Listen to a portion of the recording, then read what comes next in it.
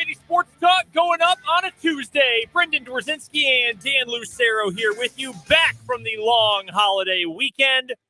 Almost a full 4-day weekend for us. Almost. Save for like 33 minutes. K-State baseball did not quite cover all of the ground that we needed it to cover on Friday. If you are a diehard, you caught 3 minutes approximately of 580 Sports Talk plus a little bit of overtime on Friday. But we were all clear on Monday.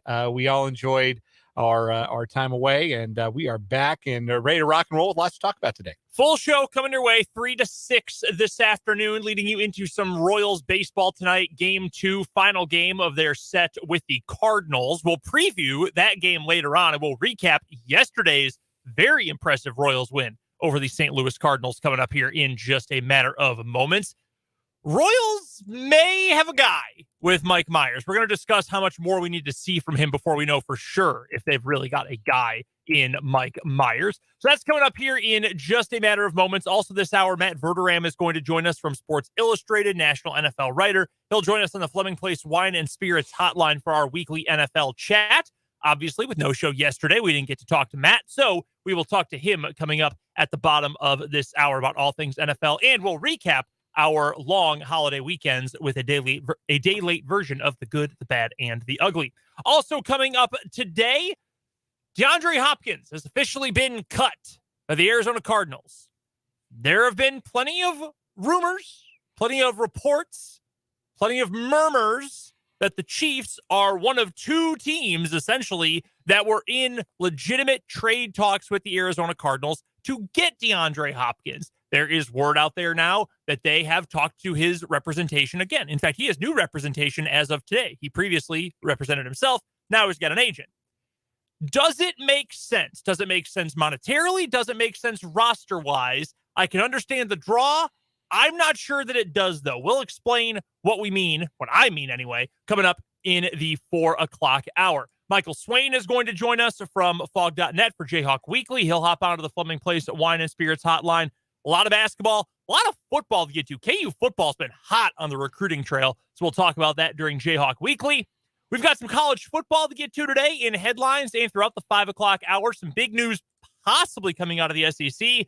And Colorado having more conversations with Brett Yormark in the Big 12. We'll get to that in headlines today. We'll find our finalists for What Is Wrong With You in the month of May. All that and a lot more coming up between now and 6 o'clock right here on 580 Sports Talk. Appreciate you guys all swinging by to hang out with us today. You can let us know your thoughts on anything we're talking about on the show, either on the text line. That number is 785-272-9429. Or you can join us in the YouTube live stream comment section. Head to YouTube if you haven't subscribed already, or if you have subscribed. The name of our channel is Sports on 580 WIBW.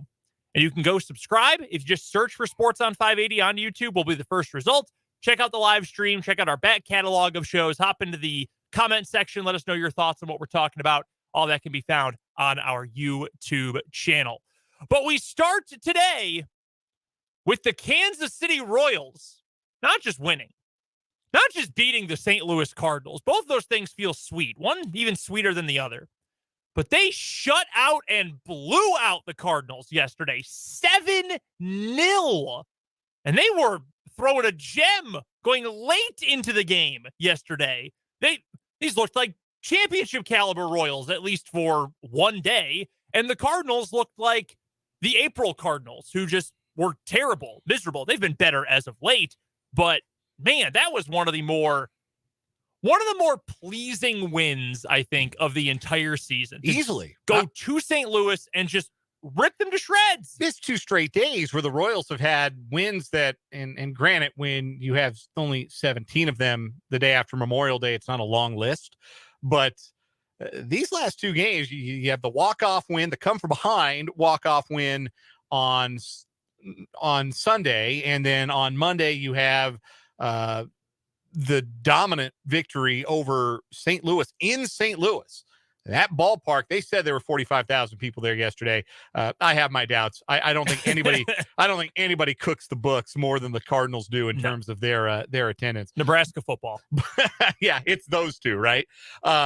Greatest fans in the world, right? That's right. And it sure feels like a lot of them, large number of the people who were at Busch Stadium had well and truly checked out by around the 8th and 9th inning. And that's extremely satisfying, I'm sure, for the Royals to do that to the Cardinals. I do want to get this controversial take out of the way first. Okay. I'm glad that we did not see the first combined perfect game in Major League Baseball history yesterday, because the idea of a combined perfect game or a combined no-hitter even, which we have seen a handful of those, they make me sick to my stomach. They make my skin crawl. They make my toes curl. Absolutely not in favor of the combined no-hitter, the combined perfect game. I'm glad it didn't happen, because I don't want to talk about yesterday's performance like it's the same as the last Royals no-hitter, which was Brett Saberhagen in 1991, because it's not. It's not the same achievement, and we should not celebrate them as such. I think it is okay to talk about them as a good, because I mean, it is still an impressive achievement. I think it is fine as long as we designate a combined no-hitter or perfect game. Like, how many no-hitters have there been? How many combined no-hitters have there been? How many perfect games have there been? Like, I would separate them in that regard, because I don't think you can just say, "Oh man, there were 4 no-hitters this year." What was it? Was it 2 years ago where we had that insane number of no-hitters? Was it 2021? And there were 8 in the first 3 months of the year, or whatever it was, and several of them were combined. We shouldn't say, "Wow, there were 8 no-hitters this year." No, there were 4, and then there were 4 combined no-hitters. I think we can celebrate them as an achievement. Again, personal belief, but you have to keep them separate from a pure no-hitter. The thing that makes a no-hitter in a perfect game impressive is the fact that the starting pitcher, pitched 9 innings. And it is more impressive now because that's happens less and less often. But you went all 9 innings. You faced all those hitters. You had to keep fooling those guys as you saw them a third time, or in the case of a no-hitter, maybe where there are a couple of walks or an error or something like that. Even a fourth time, you see some of those guys, and you had to continue to keep them off balance. That's what makes it such an impressive feat, in a way that, like, especially the combined no-hitters where it's like 6 guys. Like, get that out of my face. No, like, that's fair. That's not interesting to me. That's not compelling to me. That doesn't count for me in the least. But I would rather see one where you get a guy like, and I know he didn't even technically start the game, but I mean, Myers gave you a start effectively. Like, because I'm with you. You have a bullpen day where 7 dudes pitch between 1 and 1 2/3 innings, and that ends up in a no-hitter. Like, okay, I mean, technically yes, but really only on a technicality. At least Myers gave you a legit outing. And let's talk then. Let's shift the focus then from my little diatribe about the idea of a combined no-hitter or a combined. I hope we never see a combined perfect game. That would be so gross. Like, we've seen combined no-hitters. We've never seen a combined perfect game. Inshallah, we never will. I do not want to see ever a combined perfect game and have to pretend that that's a feat on the same level as, I think the most recent one is still Felix Hernandez. It's been that long. Wow, has it really been that long? 12 years, I think. Wow. I think King Felix did it in 2011, and I think that's the last one. Man, it really has been that long. 12 years since we've seen a perfect game. And I don't want it to be, 2 innings of Pete Fairbanks followed by 5 other Rays relievers whose names you'll forget in 2 weeks. 11 years, by the way, 2012. Was it 2012? There were 3 in 1 year. Yeah, 3 in 1 year. We haven't had one since. Yeah, because who were the other? Phil Umber had one that year. Yeah, that was Phil Umber and Matt Cain. Matt Cain, that's right. And the previous time we had a perfect game, 2010, there were 2 in that year. Yeah. And they were 20 days apart. Yeah. 5 in a 2-year stretch. And haven't had one since. What an absurd sport. But yeah, let's go back to Mike Myers, because he deserves some attention. Agreed. And a tip of the cap for what he did do, which is spin 6 shutout innings in relief of Josh Stamont, who got the game started on the right foot with a pair of strikeouts in that first inning. The opener strategy seemed to be an agreeable one. Myers, terrific through, 6 clean innings, 18 up, 18 down, gave up the back-to-back hits to start the 8th. Taylor Clark came in, give him credit too, coming in 2 out, nobody on in a 4-run ball game at that point. The Royals didn't bust it completely open until the top of the 9th, but Clark came in and steadied the ship, and then Amir Garrett did his thing with a scoreless, clean 9th inning. So Myers, this is his 3rd extended outing. We can't call it a start, right? And I think only one of his 3 extended outings at this point has been a start. The other 2 have been Myers in long relief, but he has been very effective. He has gotten strikeouts, although he didn't strike out a lot of guys yesterday. It was only 3 strikeouts in 6 innings, 7 swings and misses as opposed to, I think, 14 in his last outing in 4 2/3 innings. So not maybe fooling guys quite as much with his pitch mix. Then again, seeing a lot more right-handers in the lineup yesterday than maybe he did in his last start. So full credit to Myers and what he's doing, what he's done. He has come over and kind of played the role that effectively the guy he's replaced on the roster, Ryan Yarbrough, was supposed to fill. A left-handed arm who can give you relief innings in bulk, who can pitch in this role, who could pitch to start a game and go deep, can pitch in relief and give you a bunch of innings. This is a role that's important for a team that handles the pitching staff in a way that historically Tampa Bay has handled theirs. And now it feels like the Royals might be looking to handle theirs with Matt Quatrero as their manager. This is an important cog in the machine, and Mike Myers has proven to really fit the role. He's taken to it very nicely. It's very encouraging. So my question then with Myers is how much data, how many pieces of evidence, how big of a sample size do we need to be able to say this is a guy you can rely on? That this is a dude. This is someone who, there will be extremely good days. There will be bad days because that's baseball. You play a lot of games, you play a lot of innings. But how close are we to being able to say this guy is someone that this team can rely on roughly every 5 days if it ends up being opener into Myers or it's a pure start, whatever? How close are we to being able to say this is a guy? Because I feel like part of me says 3 straight outings against 3 different teams, that is encouraging. That is certainly a positive, even in a small sample size. And it's not like, again, he's a true reliever. I mean, he 13 innings over 13 1/3 innings over 3 starts, 135 ERA. He's looked great. The numbers are awesome. But you also have to look back to the first 7 years of his career, 2016 through 19 with the Cardinals, and then 2020 through 22 with the Angels. In that time, he only made 6 starts in that time. He had a 5.10 combined ERA. His opposing batting numbers were not anything good, just slightly below average pretty much across the board. He was a Jag. For 7 years, he has been just a guy. And I know we talk about it with the Rays that they could take someone off the street. They could go walk down Wanamaker, grab someone who's going to get lunch at Taco Bell and say, you're going to pitch to a 198 ERA this year. By the way, you'll also need Tommy John. And it works. That's just what they do. It happens. But do we think that maybe we're on a trend where we might see this with Myers? Or is it just too early to say? It's obviously we have a very small data set with Myers. 3 games, 13 1/3 innings. Well, let's broaden it out a little bit. Let's make, if we have a small data size, let's make it bigger.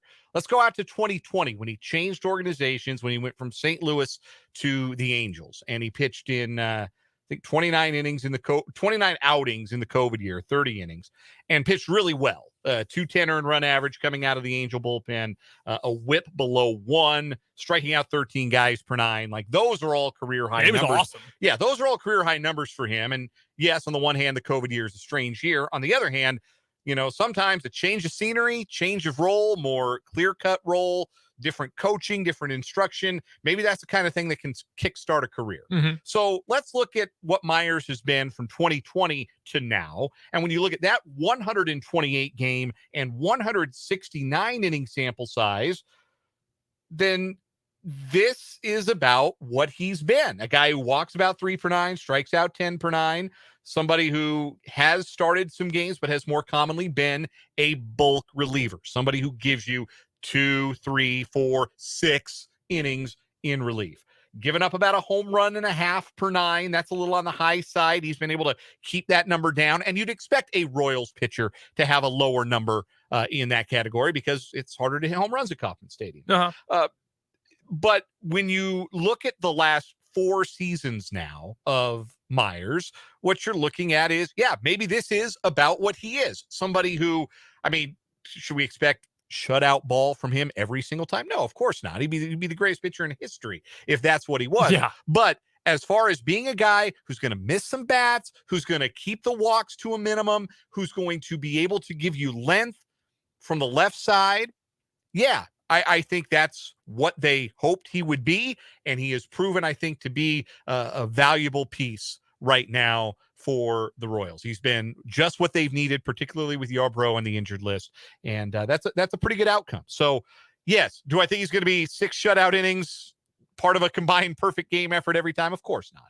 But can he be somebody that, hey, you give the ball to Mike Myers, you feel pretty good?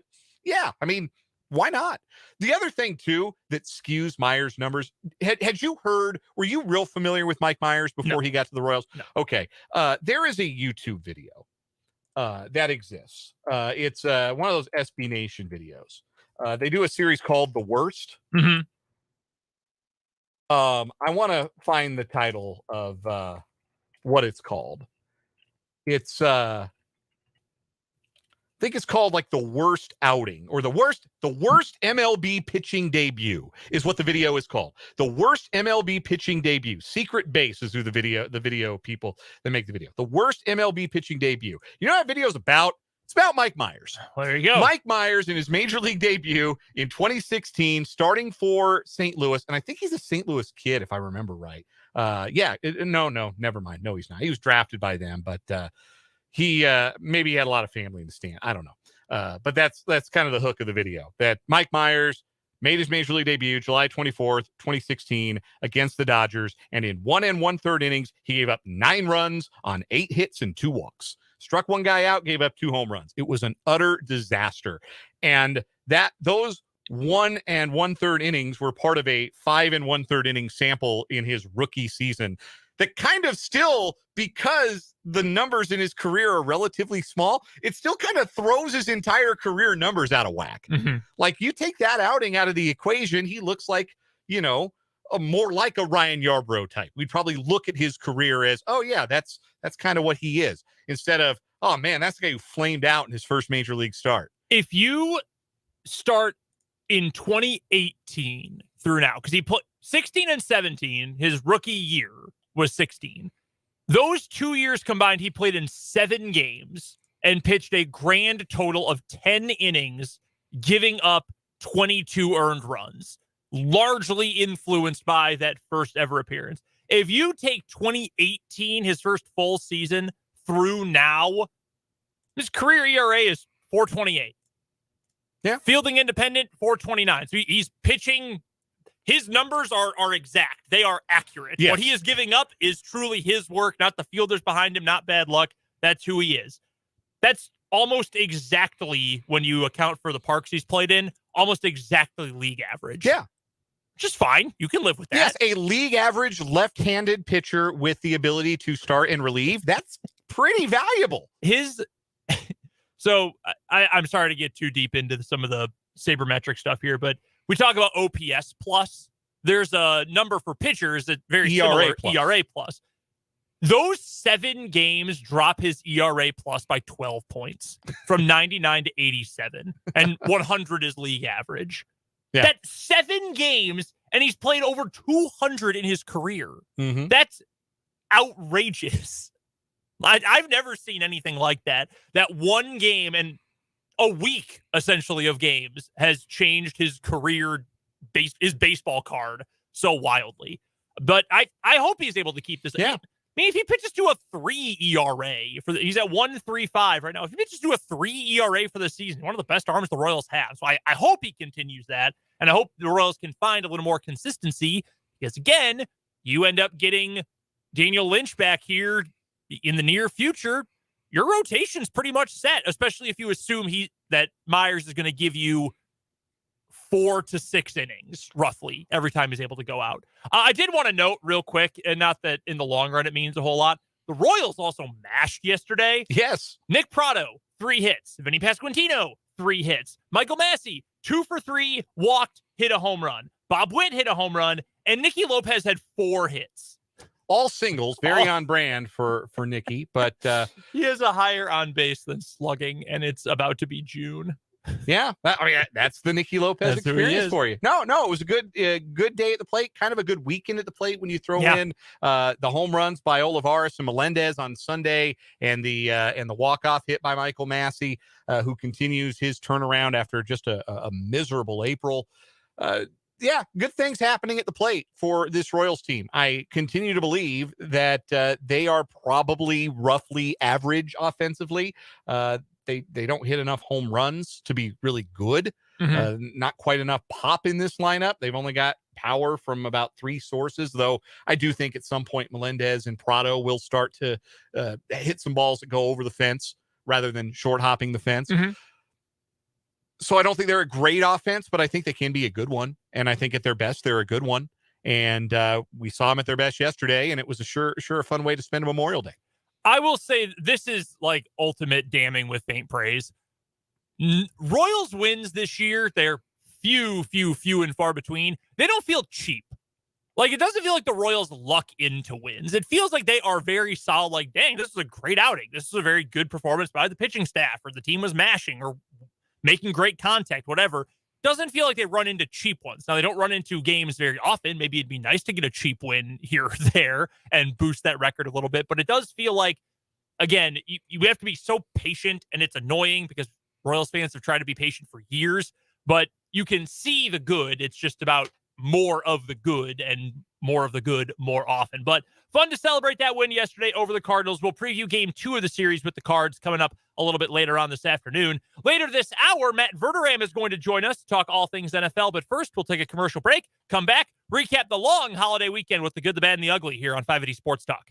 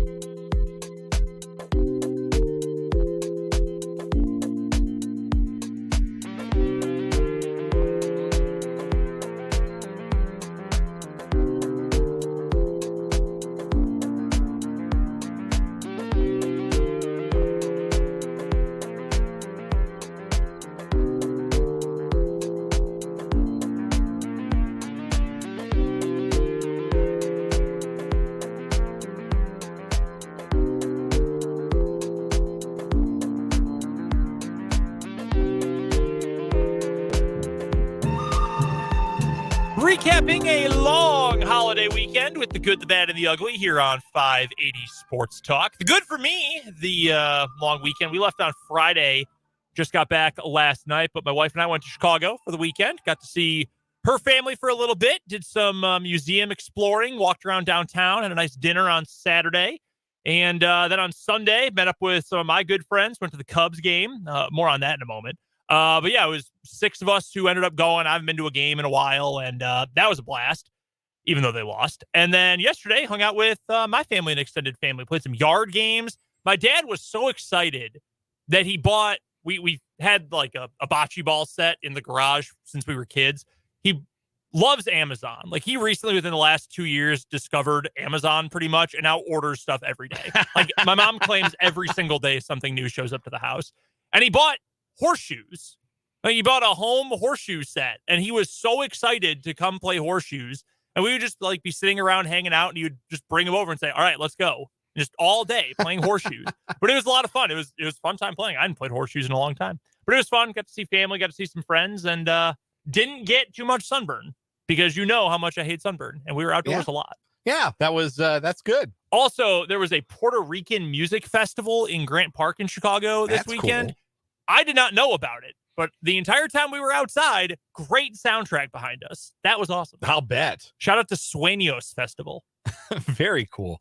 We didn't go anywhere, Abby and I, for the weekend, but I will say the good from the weekend were the opportunities that we had to just kind of relax. You know, my wife just finished the school year as a teacher, and is happy to just have some time to just chill and do nothing and sleep in and all that fun stuff. And I enjoyed getting an opportunity to relax, watch some baseball, enjoy the Succession finale on Sunday night. Thought that was great TV.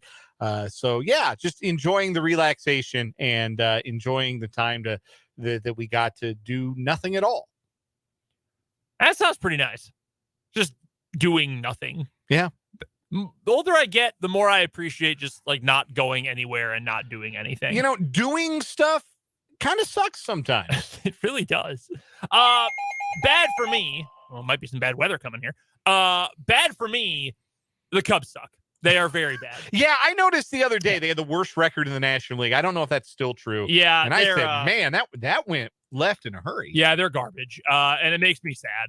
And the game I went to on Sunday, they scored 5 runs and still lost by 3, and the pitching was bad, and it was just not pleasant.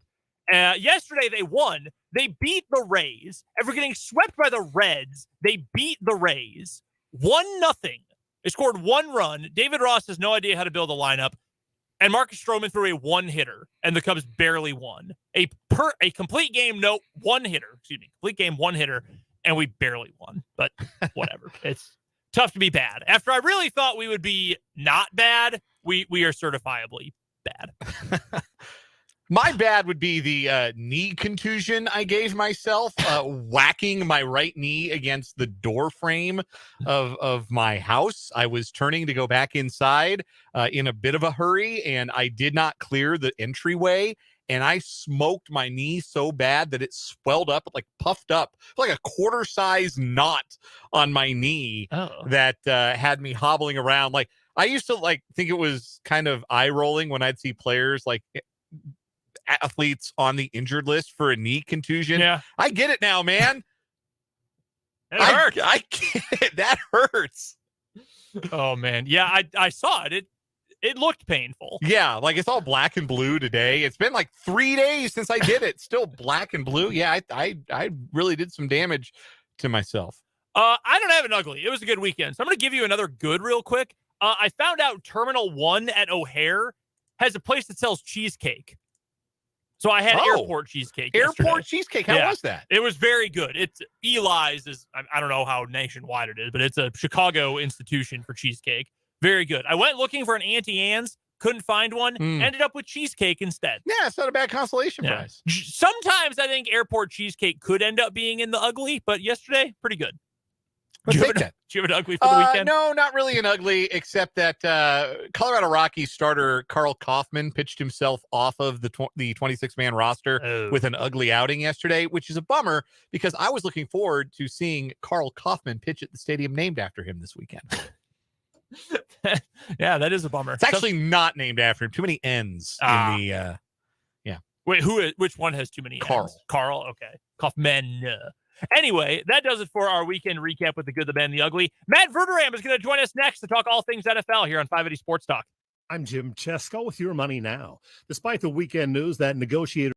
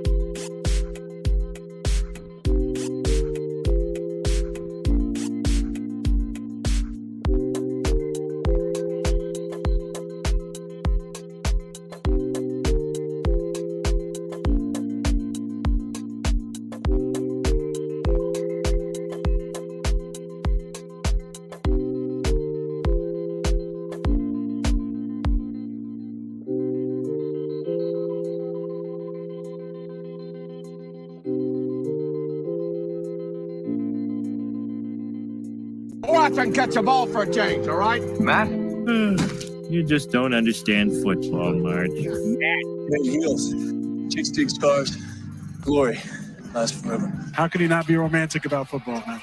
One day later than normal because of the long holiday weekend. We're now joined on 580 Sports Talk on the Fleming Place Wine and Spirits Hotline by our good friend Matt Verderame from Sports Illustrated, covers the NFL for SI. You can find his work at SI.com in the magazine, and of course, you can find him on Twitter as well at Matt Verderame.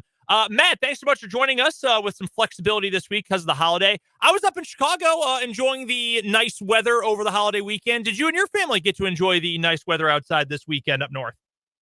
Yes, it was beautiful. Can't complain. Wasn't too hot, sunny. Had a bunch of people over yesterday, so it was a good Memorial Day weekend. Well, we are glad to hear that, and again, appreciate you hopping on the show with us this afternoon.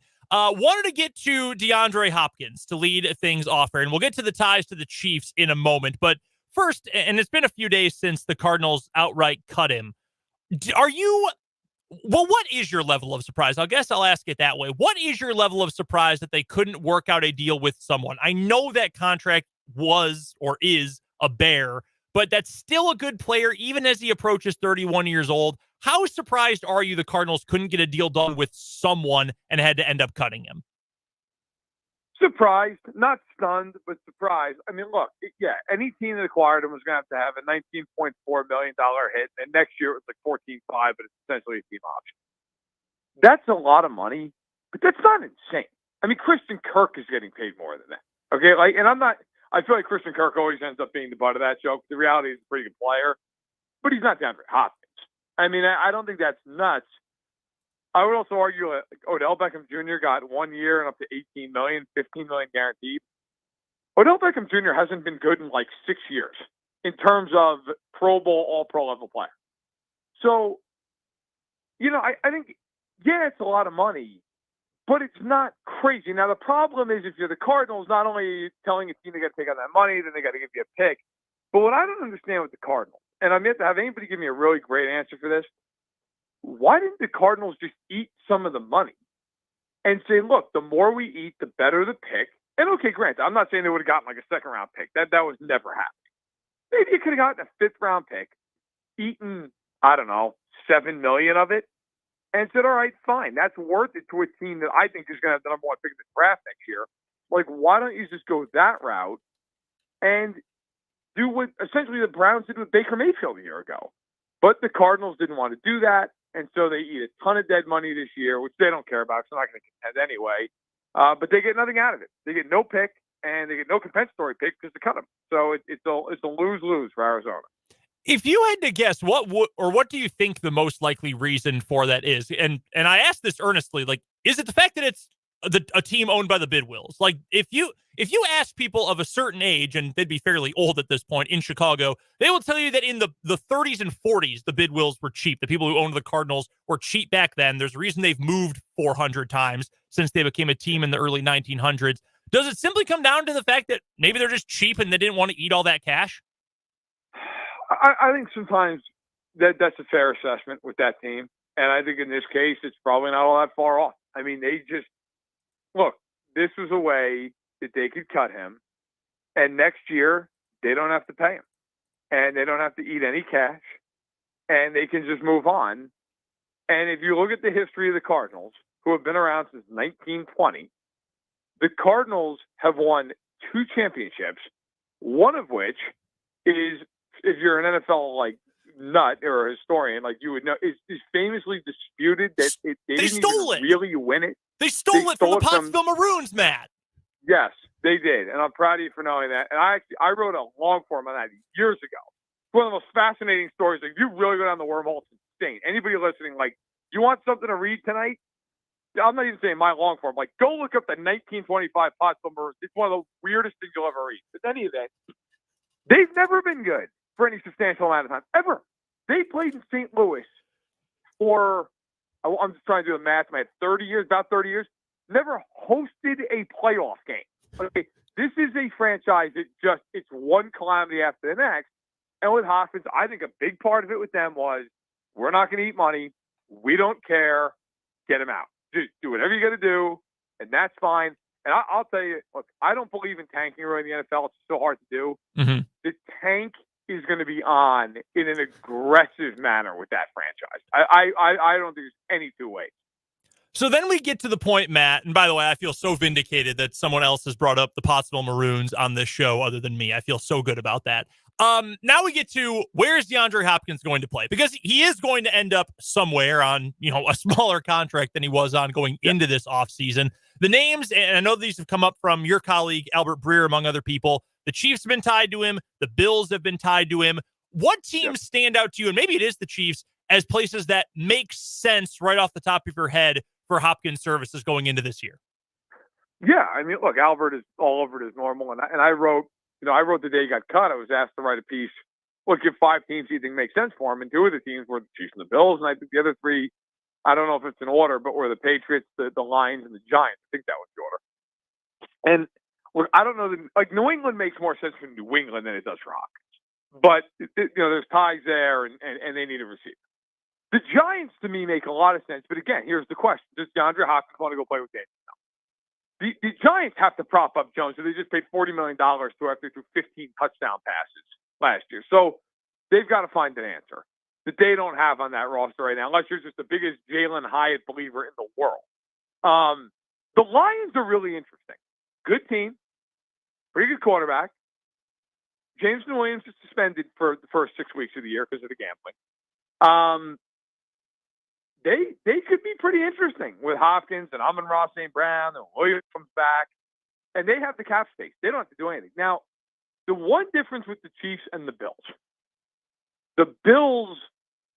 and the Chiefs are both very limited in cap space, but Buffalo next year is paying a fortune out in contracts. So, I mean, they're way over next year's projected cap already. They have 9 contracts that are over $10 million, including Allen, who's almost paying 50 against the cap next year. Okay. The Chiefs can just snap their fingers and open up $23 million and spread it out of the life of the deal with Mahomes, and it doesn't matter because it's like $3 million a year. Nobody cares. The question with Kansas City is going to be, Brett Veach has shown when he has a number, he has a number, and he's not moving off it. Ask Travarius Ward, ask Tyreek Hill. Are the Chiefs going to move off of the number? Because as Albert Breer has pointed out, the Chiefs, financially, this is going to be really tight for them. And if Hopkins wants a lot of money, I do not think it's going to happen. But does Hopkins bend a little? Do the Chiefs bend a little? They haven't in the past with stuff like this. Will they this time? Our guest is Matt Verderame. He covers the National Football League for Sports Illustrated. He joins us weekly here on 580 Sports Talk on the Fleming Place Wine and Spirits Hotline. You can find Matt's work at Sports Illustrated, online in the magazine, and check him out on Twitter at Matt Verderame. Matt, Jimmy Garoppolo needed foot surgery right when he signed his contract with the Oakland Raiders, and there is hope that their new quarterback can be ready for, I called him Oakland, didn't I? Yeah, you did. I'll never, whatever. Sorry. They'll always be the Oakland Raiders to me. At least they're not the Los Angeles Raiders. I'm showing my age, apparently. The Las Vegas Raiders. He signed with the Las Vegas Raiders. He needed foot surgery. They had to amend his contract. There's hope he'll be available for training camp. But at what point do we stop giving Josh McDaniels any benefit of the doubt when it comes to how he handles the quarterback position or really any part of the team that he's the head coach of? Well, first of all, I didn't even know it's called the Oakland Raiders, so I guess it's just my age too. To me, it's still Oakland and San Diego, and whatever. But, I haven't done San Diego in a while, at least, but Oakland is the one. I can't break that habit. I mean, at least back when those two teams played in those cities, they actually filled the building with their own fans. But with the Raiders, like, when do we stop giving McDaniels the benefit of the doubt? I'm going to be really honest. I stopped giving him the benefit of the doubt about 5 years ago. There's no reason. He was a disaster in Denver. And look, he was a young coach. I'm not saying guys don't deserve second chances. They do. But if you really look at Josh McDaniels' career, he is a tire fire when he's not attached to Tom Brady. I mean, anywhere he goes. He was a terrible head coach in Denver. He ran guys out of town, and he lost games. Fired before the end of the second season. Goes to the Rams as an offensive coordinator. And that was not a talented team. I mean, that needs to be said. Still the worst offensive football that year. Okay? Gets fired after 1 year. Goes back to New England. Everything's great because he's got Brady. Then it's, well, I'm going to leave the Colts at the altar. Okay? And that went over poorly, shall we say, in NFL circles. Okay? Then he takes a job with the Raiders. And the last year was a mess. I mean, that team was coming off a playoff berth, and they added Chandler Jones and Devontae Adams, and were awful. They were out of the playoff hunt by Halloween. And then you come back around this year, and you got Garoppolo, who, as you pointed out, needed foot surgery. They knew that. Now they don't know what his timeline's like. If he's going to be able to start the season. Here's my question. Even if he starts the season, is he going to play it down in the preseason? Is he going to see any kind of real reps in training camp? Because he hasn't played with any of these guys. And my issue with this, and I wrote this back in March, and it stands up pretty well now, the problem with all these guys that come out of New England is they just try to recreate New England. That's all any of them do. Josh did it. Now we're seeing McDaniels do it. Patricia did it. All the guys that the Raiders signed this offseason they're all ex-Patriots, every one of them. Dorsett, Myers, Hoyer, Garoppolo. It doesn't work. It never has, and this isn't off to a hot start either. We're talking to Matt Verderame from Sports Illustrated. He joins us usually on Mondays, but this week on Tuesdays here on 580 Sports Talk on the Fleming Place Wine and Spirits Hotline. You can find all of Matt's work in Sports Illustrated at SI.com, and you can follow him on Twitter at Matt Verderame. While we're talking about terrible teams, Matt, and you already mentioned, and I'm in the same boat with you, Cardinals probably going to be the worst team in the NFL. How close are the Raiders? They're not wildly far off. I think the big question is going to be how many games has Garoppolo played? And he's been in the league 9 years. This is going to be year 10. But he's still been in for 9 full seasons. He has started more than 10 games twice. Now, granted, the first 3 years he was behind Brady as a backup. Fair enough. But in 6 years, he really could have played like meaningful games, supposed to play meaningful games. He started more than 10 games twice. So if you look at his track record and say, all right, maybe he played, let's even say he plays 10, starts 10 games with the Raiders. That's 7 games. He's not there, and that's Brian. What is Brian Hoyer on that team? 1-6? I can't make a case that they're any better than 2-5. Of course, you don't know what the games are, but yeah, I think they're probably a 5-win team. You know, maybe they get to 6 if things like I think they're going to be picking top 8, and it just depends on how many games Garoppolo play. Earlier today over at SI.com, Matt, you published your list of the top 10 quarterbacks in the NFL right now, a ranking of that top 10. What was the most, when you were going through that and you were ranking them, what surprised you the most? Was there anyone who you ended up with and said, dang, I can't believe I put this guy in this spot? I would say, honestly, just how hard it was to figure out 9 and 10. So I guess the overarching point would be how big of a drop-off there is that first 8 guys, in my opinion. Like Mahomes, to me, look, if you're not putting in number 1, you're just doing it so you get attention. Like, there's no argument he's not number 1. Then there's Burrow and Allen. You could argue it however you want. I have Burrow too. And then to me, look, there's Herbert, there's Lamar, there's Jalen Hurts, right? I mean, you go on down the line. But to me, like after Aaron Rodgers in that top 8, but after you do the top 8, then you get into like, okay, do you like Tua? Do you like Dak? Do you like Goff? Are you a Cousins fan? Do you think Carr's going to have a big year in New Orleans? You know, do you think Russ bounces back? Deshaun Watson bounces back? I mean, you could make a lot of arguments. Like, I could make a real argument as far as the 9th and 10th spots goes for like 12 different guys. And I think, you know, maybe you're stretching a little more for one guy over the other. Like, I think I ended up putting, like, Stafford was on my list right at the end. You know, Stafford's a guy you could argue should be a lot higher than 9 or 10. I could also make an argument he should be like 15th. So I think if you have one of those top 8 guys, you have such an advantage over the whole rest of the league, because the rest of those guys are either really interchangeable or they're just not any good. You're trying to replace them constantly. But if you're one of those top 8, you are going into the season going, if that guy's healthy, we're making the playoffs. And then after that, it's just, all right, now how far do we go? What's the team around? What's coaching? So on and so forth. We've real quick on the Matt Stafford note. We've only got about 30 seconds here, Matt, but is there any news about how healthy Stafford is going into camp and throughout this offseason? Are we expecting full go, ready to go by camp in week 1 for him? I am, and I haven't heard anything else. But, you know, it's Stafford and the Rams. You look at the Rams. What do you make of them? I mean, they have Stafford, Donald, Cup. Can anyone else name half a dozen guys on that team? I wonder if you're Les Snead and you're looking at Aaron Donald, are you thinking to yourself, you know how I could really jumpstart a rebuild? Trade him. I don't know, but I don't know that you're going to win with him this year. And I think with Stafford, maybe there's one more window if you rebuild quick, but it looks like it's going to be a tough year in LA. For all of Matt Verderame's work, you can find it in Sports Illustrated. You can find it at SI.com. You can follow him on Twitter as well, at Matt Verderame. And he joins us every week here on the show on the Fleming Place Wine and Spirits Hotline to talk all things NFL. Matt, again, thank you so much for being flexible with the holiday weekend with us. We appreciate it, and we will talk to you next week.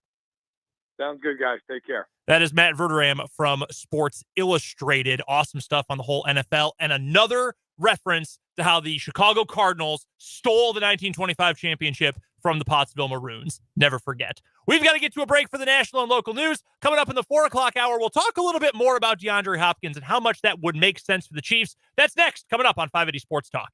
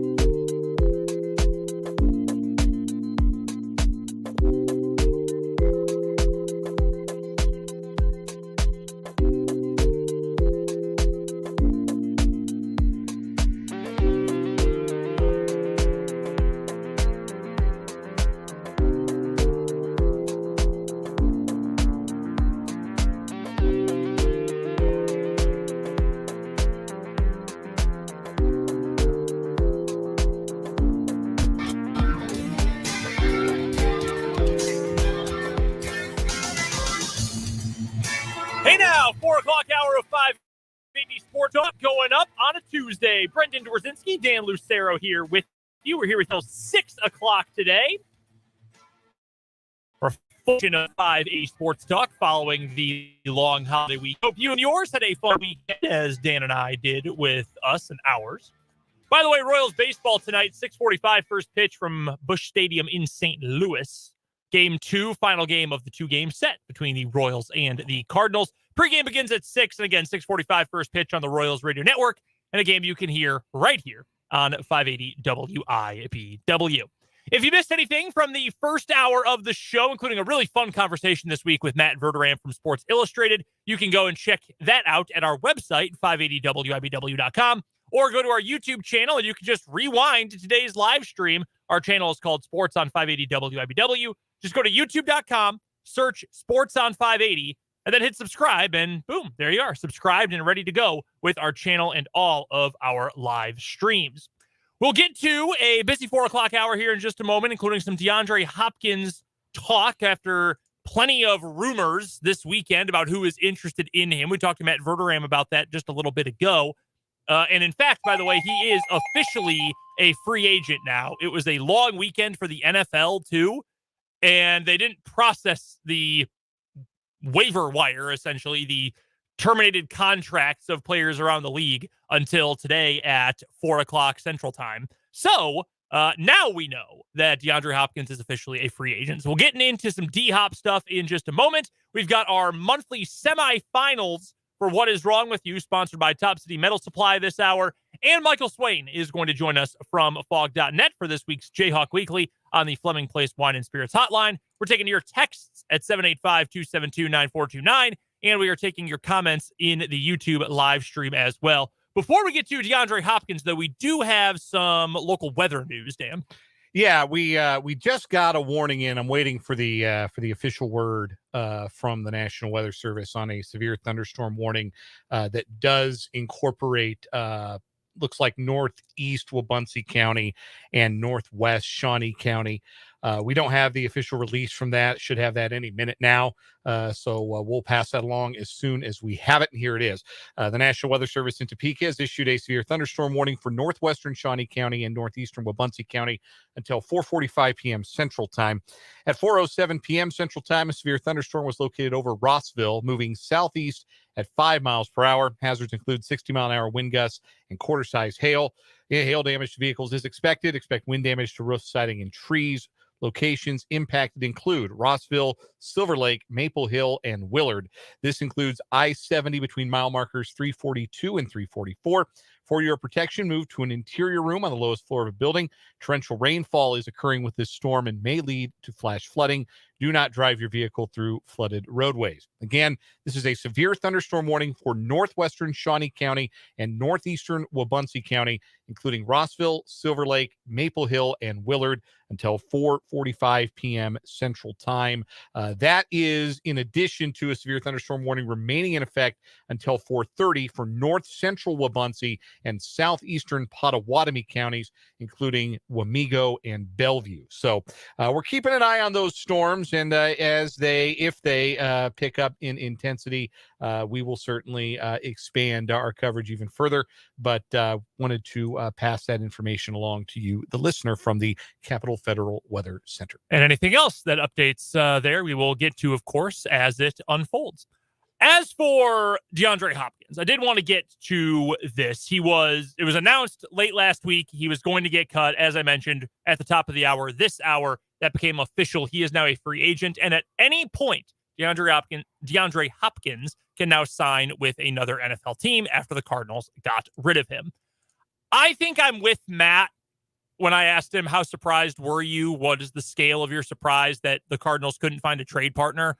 I'm somewhat surprised because I still think he's a good player. I feel like some of the discussion about Hopkins is, he's old, he's got this big contract, and he's going on 31, but he also had a really good year despite only playing, 10 games last season after he came back from suspension. Maybe it was only 9 games. He still had a good year. He's still a good player, even though he'll be 31 once this next season starts. He's in good shape. He's not like a running back whose physical health completely fell off a cliff when he turned 29. He's still a good player. He could still be a number one or probably the best number two in the NFL, him and T. Higgins. I thought someone would take him for a late pick. Cardinals probably should have just eaten some money, but as we talked about with Matt, they're just dirt cheap, and that's not what they do. So Hopkins is a free agent. There has been some legitimate smoke, or at least from certified reporters, there has been some smoke about the Chiefs' interest in DeAndre Hopkins, along with the Bills. Those have been the two teams that have been tied to him the most. Now, there has been talk for a little while that the Chiefs reached out about a trade, and there was a report from Albert Breer that the only two teams that have quote-unquote substantive discussions about a trade with the Cardinals were the Chiefs and were the Bills, two teams that have had their names pop up really throughout this saga when we knew he was going to get moved at some point during this offseason. Allegedly, there was some mutual interest between the Chiefs and the Cardinals, or at least DeAndre Hopkins' camp, but I think you have to take that with a grain of salt. I think we're at a point now when we hear that about the Chiefs and receivers specifically, there's mutual interest, or the Chiefs have an interest. If that was a harbinger of the Chiefs making a move, we'd be entering year 3 of Odell Beckham wearing Chiefs red. Wide receivers are the new cornerbacks. Yeah, they really are. We used to do this every summer, right? Chiefs need a shutdown cornerback. We used to do this every single year. It was Patrick Peterson, or it was Jalen Ramsey, or it was, the Chiefs just had to get that guy. And then over time, we discovered that no, they really didn't need to go and trade a bunch of first-round picks or spend a bunch of money under the salary cap to find that guy, because as it turned out, this front office was really adept at identifying and developing good NFL cornerbacks with much more minimal investment than it would have taken to land a prime Patrick Peterson or a prime Jalen Ramsey. And then the Chiefs, with wide receivers, it's been, they got more weapons. They just won a Super Bowl. And granted, Kelsey is different because he is the tight end. He's also a Hall of Famer. But the Chiefs just won a Super Bowl with a group of 2s and 3s as their wide receivers, with no true number one, and with some different pieces. But they're doing that again this year, and they're going to win the AFC West, and they're probably going to get to at least the AFC Championship game with a group of a bunch of wide receiver 3s that all serve specific roles, as opposed to a true wide receiver 1 on the roster. So at some point, maybe we'll get beyond this and it'll become like, let's get the Chiefs a running back like it was in 2020 all over again. I can understand why the Chiefs would be at least interested and would show some level of interest. I can also understand why the Bills would be interested. I think the Bills make more sense in terms of, man, we got to go get someone. We've got to go get a piece that can help this offense out. They've got an elite number 1 receiver. They've got Stephon Diggs, who I love Stephon Diggs' game. Really do. Gabe Davis was not as good last year as I think the hype from the previous year's playoffs made everyone want him to be. Like, he had that 4-touchdown game in the 13 seconds game against the Chiefs, and it was, they've got Diggs and Gabe Davis, and they've got a decent tight end in Dawson Knox, and maybe if they can run the ball for like 40 yards a game, that'll be enough, and Josh Allen won't have to do everything. Instead, last year, Davis didn't really take off. He was still just a fine number 2. Diggs did his thing. They still couldn't run the ball, and Josh Allen had to be the entirety of their offense again. That, to me, and I know the money would have to be figured out, and they're already over the cap in the future, as Matt laid out for us. But that, to me, makes more sense than saying, oh, man, he got to get him on the Chiefs. Got to get him to Kansas City to play with Mahomes. I can understand why he'd want to play with Mahomes. I get that. I think any wide receiver, if you ask them, hey, would you like to play with Patrick Mahomes? I can't imagine the answer would be anything but yes. And I don't think that, I know the money sounds like a problem because the Chiefs don't have a ton of cap space, but you can restructure guys. Patrick Mahomes talking about, I want to make sure other guys get paid and I want a good team around me. They would restructure Mahomes' contract to open up room to get DeAndre Hopkins. They would do that. Kelsey can be restructured. They can find the cap space. It's more so than cap about the cash on hand, which the Chiefs should be fine with, but you have to be able and willing to pay that money up front to DeAndre Hopkins or have it in escrow. And the fit. Does that make sense? Does the player, DeAndre Hopkins, who will be 31 years old for this entire season, does that make sense for this Chiefs roster? And does paying him that cash cold, hard greenbacks up front. Does that make sense? And honest to God, I don't really think so. Like, what are all the Chiefs receivers? Most of them are small, but they're separators. They're separators first. They're speed guys second. Deandre Hopkins is not either of those. He's never been fast. He's got great hands. He's always had great hands. He's a good leaper, but he's a contested catch guy. When is the last time the Chiefs in this era had a true contested catch guy? They haven't had one. No. Like Dwayne Bowe. Like that's not what the Chiefs do. That's not the kind of players they have. And I'm not saying it wouldn't still be successful and he wouldn't put up numbers and catch touchdowns, but look at who the Chiefs have added to this offense. They've signed Richie James. They brought back Justin Watson. Like, these are moves. They got Rashee Rice, who's a good athlete, but I wouldn't look at him and say, oh yeah, that dude he's a jump ball merchant. Like, that's not his game at all. And that kind of is Hopkins' game. He's played with all these bad quarterbacks, but he did the same thing at Clemson. It was bleep it, DeAndre down there somewhere. And it's worked. It's worked more than it has for guys like Jalen Strong and N'Keal Harry and who was the other one? JJ Arcega-Whiteside. Those guys have all sucked. Hopkins is actually good at it, but it would be such an anti-Chiefs move that I have a hard time seeing it happen. Whereas, again, Buffalo, they just need someone to catch the ball. Like, they need a legitimate, just another legitimate playmaker to take some of the pressure off of Josh Allen and Stephon Diggs to a lesser degree. So I had some time to kind of refine this take a little bit because we were talking about this. I was on Crosstalk with Jake Fulton on Mic'd Up earlier this afternoon. We have talked about how the Chiefs have constructed an offensive line. This offseason, they let Orlando Brown Jr. leave in free agency and replaced him with Jawan Taylor and Donovan Smith, essentially. They let their starting tackles leave, and they've replaced them with two new starting tackles. Not paying Donovan Smith a lot, but he's a veteran who's played a bunch of games, good enough to start for a Super Bowl champion at left tackle. Very much actually how you would describe Orlando Brown Jr.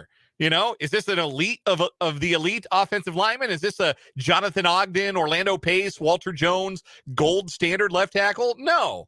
Is he? Tyler Boyd would want you to believe so, though. Did you see his quote today? Yeah, I did. Tyler Boyd sure thinks so. But is he good enough to play a bunch of games in the NFL? Is he good enough to start? Is he good enough to start for a good team and protect a great quarterback? Yeah, provably so. Donovan Smith is the same. That is his resume. He is an older version of that. That is what he has been. Jawan Taylor is super athletic, young player, upgrade from Andrew Wiley. He's going to play at right tackle. But the Chiefs have looked at their offensive line mix. And we talked about this going into the draft, coming out of the draft, when they signed Donovan Smith, is their whole philosophy is, we just need 5 guys to keep Patrick Mahomes upright for as long as he needs to be upright to do his thing.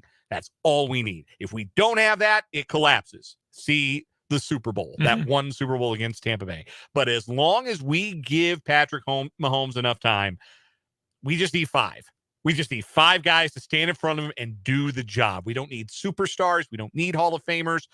They've certainly invested. It's not to say they haven't invested. Right. But it's not. They're not as concerned about continuity, or they're not as concerned about capital, draft capital, or whatever it is. We're going to find our guys, and they're going to do the job. And I think that's how the Chiefs look at wide receiver, is we're going to find our guys. We're going to get 5, 6 of them. And you can do this when you're true number 1 wide receiver, your contested catch, your figure out a way to bring this down in traffic, get to the greasy areas, get me 1,000 yards like clockwork guy is your tight end. You can afford to do this at wide receiver, but the Chiefs have approached wide receiver this offseason, I think last offseason too, really since the Tyreek Hill trade, as we just need 5 who can get open. And as long as they can get open, Patrick Mahomes is going to put it on them. And these guys are going to make big plays after the catch. We're going to get them the ball quick. They fit our offense. They fit our eye. We don't need superstars. We don't need big names. We don't need guys who might be more. Sorry about that. We'll get you a weather update as we need it. It's that time of year, folks. Dan's the dam is breaking and Dan's putting a finger in all these different holes. Yeah, I'm sure it's something to watch on the stream. They have decided that it's not about the elite guys. It's not about more famous than good, which honestly, DeAndre Hopkins at this stage in his career might be, which is not to say he's not good anymore. He's washed or whatever, but the reputation outstrips the production you're going to get from 31-year-old DeAndre Hopkins at this point.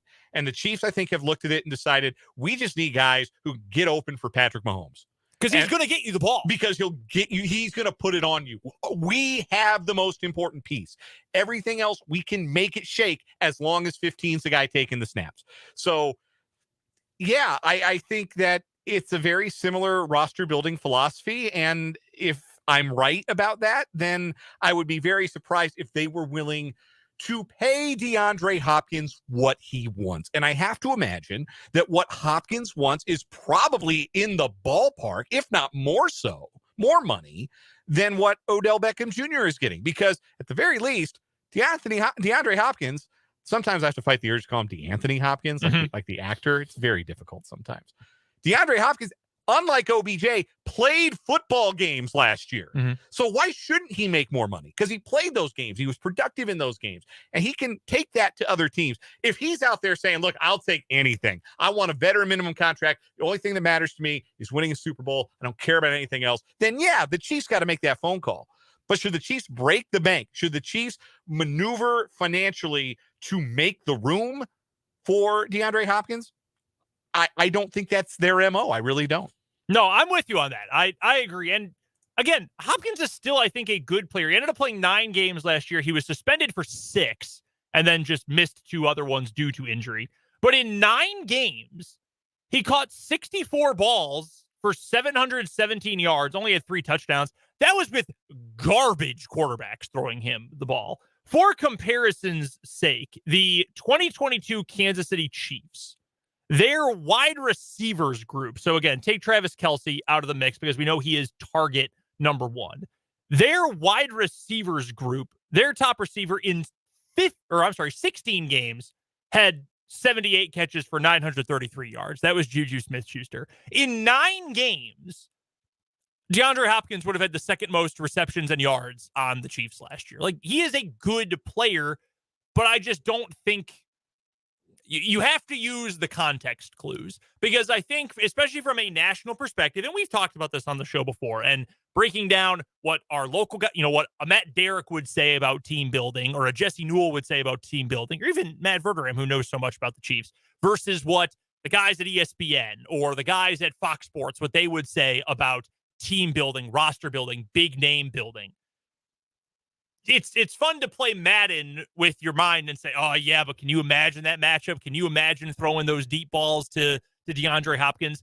Well, yeah, I can, because I've played football video games before. But the Chiefs, use the clues, use the context clues here, how the Chiefs have built their roster, what their offensive game plans look like, and that will inform you as to whether or not this makes a whole lot of sense. Is it possible? Sure. Maybe the Chiefs just go buck wild and say, let's get weird and sign DeAndre Hopkins to 1 year, $15 million, like what OBJ got. It's just nothing that they have done since 2018. So we'll say the first Brett Veach full offseason.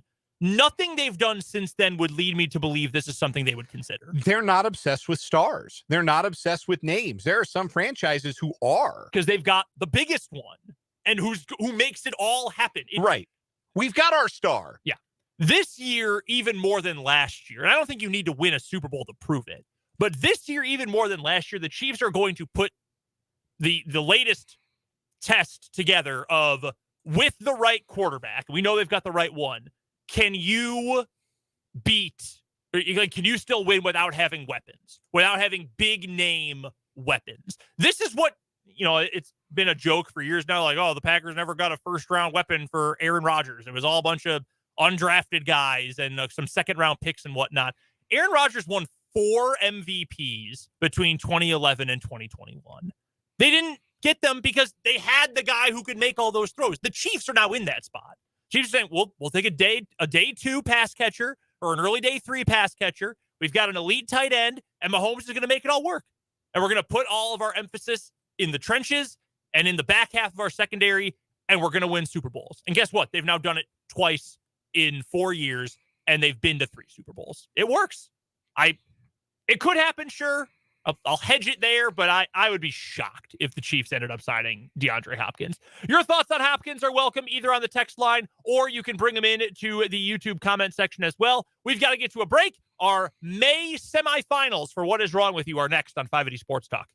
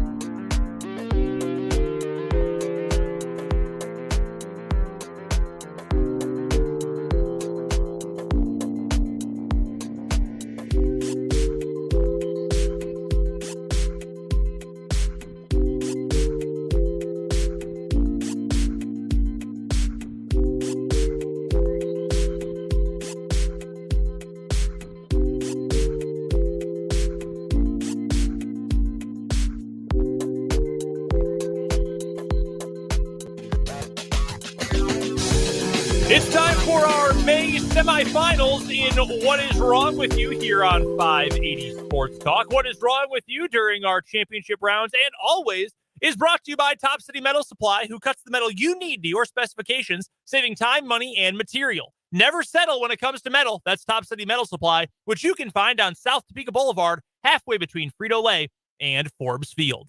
We've got 4 semifinalists this month. Our first semifinal battle. Our first weekly winners, they were the Jersey Boys. We're going all the way back to the wake of the NFL draft, where 2 journalism students at USC were sent by the Annenberg School at USC for journalism and media to the draft to cover it.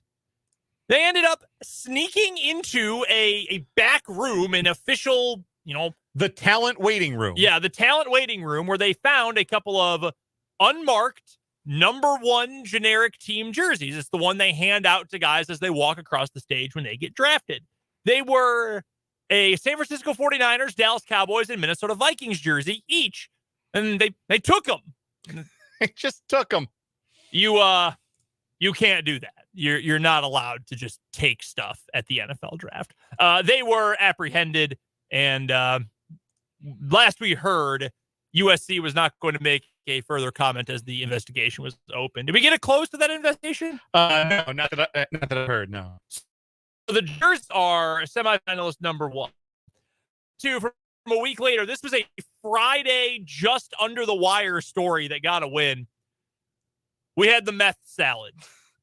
My guy Gomer Sanderson from Newport, Tennessee, thought that his salad needed a little bit of extra zing, perhaps. Oh, he got it. And put some meth on it and then served it to his girlfriend, not a meth user, and obviously freaked her out pretty bad, sent her to the ER. Yeah, he kept saying, what was it? I'm sorry I did it. Yes, I can't believe I did it. I'm sorry I did it. I'm very sorry I did it. I put it in your salad. And Angela could not get a straight answer from Gomer as to what it was. So she went to the ER and tested positive for meth. I'm going to imagine they're not together. I can imagine Angela and Gomer went their separate ways after this. Listen, if I had a significant other and they put meth in my salad, they would be my ex real quick. Yeah, real fast. That is the X is implied, I think, at that point. That's our first semifinal. I'm going with meth salad because the name is meth salad. Yeah. It's right there. And right? we never got an explanation. No. Why? Why did you put meth in her salad? And then she ended that's an easy one for me. Like the Jersey Boys. Very dumb. The one of them was a grad student. He was a working professional. Yes. And he got in trouble. No, they made bad decisions, but the other guy put meth in his girlfriend's salad. So that is finalist number 1, meth salad. That is going to be hard to beat. However, our other semifinal is a doozy. We'll start with the Hot Pocket Pistolero, which was last week's winner, 64-year-old Clifton Williams of Louisville, Kentucky, who shot his roommate over a Hot Pocket. His roommate ate the last Hot Pocket. They got in a fight. They were throwing things at each other. Clifton went and upped the blower and shot his roommate in the butt as he tried to flee once he realized, again, that trigger play was being threatened over a Hot Pocket. A $1.50 hot microwaved snack resulted in gunfire. That is our first semifinalist in semi number 2. Our other story in this semifinal, we just simply titled AJG. Yep. We are headed across the pond to London, where we meet Karina Gasparova, who filed a lawsuit for sexual harassment against her boss, Alexander Goulandris, because she claimed he was making unwanted sexual advances toward her in emails. Emails that included things like the shorthand XX, YY, and 4 question marks. She claimed that meant things like kisses and sexual contact and when would you be ready to engage in sexual acts? That in and of itself is preposterous. Again, the boss's name is Alexander Grulandris, AG, his initials. His middle initial is J. We don't know what the name is, but we know it's J because that's his email signature, AJG. This woman, Miss Gasparova, in her lawsuit, claimed that the AJG he signed his email with was actually short for, quote, a jumbo genital. Just one single jumbo genital. A jumbo genital. Not the, just a. This has been thrown out. And the courts actually found that she owed the company money for all of this. They determined, no, you actually owe this company $5,000 They made her for wasting all our time. They made her pay damages. A jumbo genital. It's so good. She also quit the company after she found out her grievance was rejected. I can't believe this is a semifinal that's honestly good enough to be like a year-end final. I really feel like. And it's not even one where it's just there's two stories that are clearly better because meth salad is on the other side of the bracket. Right. I went first last time. I will let you vote first for this one. Ah, man. No story all year, with the possible exception of Meat Suitcase, has made us laugh harder than AJG. And I think that's got to be the tiebreaker here. Both of these stories are great, but a jumbo genital. Like, that is so contrived and asinine. How do you even come up with that? You are looking for a grievance at that point. Britain apparently also needs tort reform. Yeah, that's my vote. It's just so off the wall stupid that that's going to get the vote for me. So we've got our final set.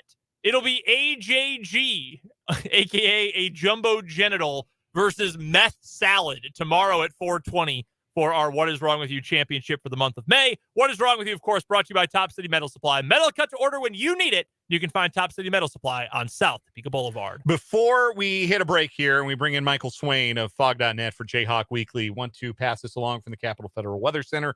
The National Weather Service has issued a severe thunderstorm warning for western Shawnee County and Wabunsee County until 5:15 p.m. Central Time. At 4:32 p.m. Central Time, severe thunderstorms were located along a line extending from near Silver Lake to 4 miles northwest of Dover to near Alma, moving south at 25 miles per hour.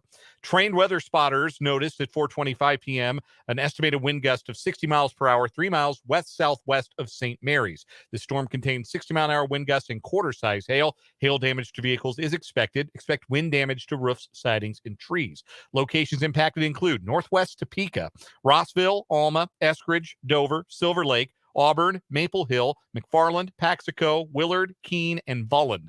This includes following highways: I-70 between mile markers 324 and 355, and the Kansas Turnpike between mile markers 169 and 170.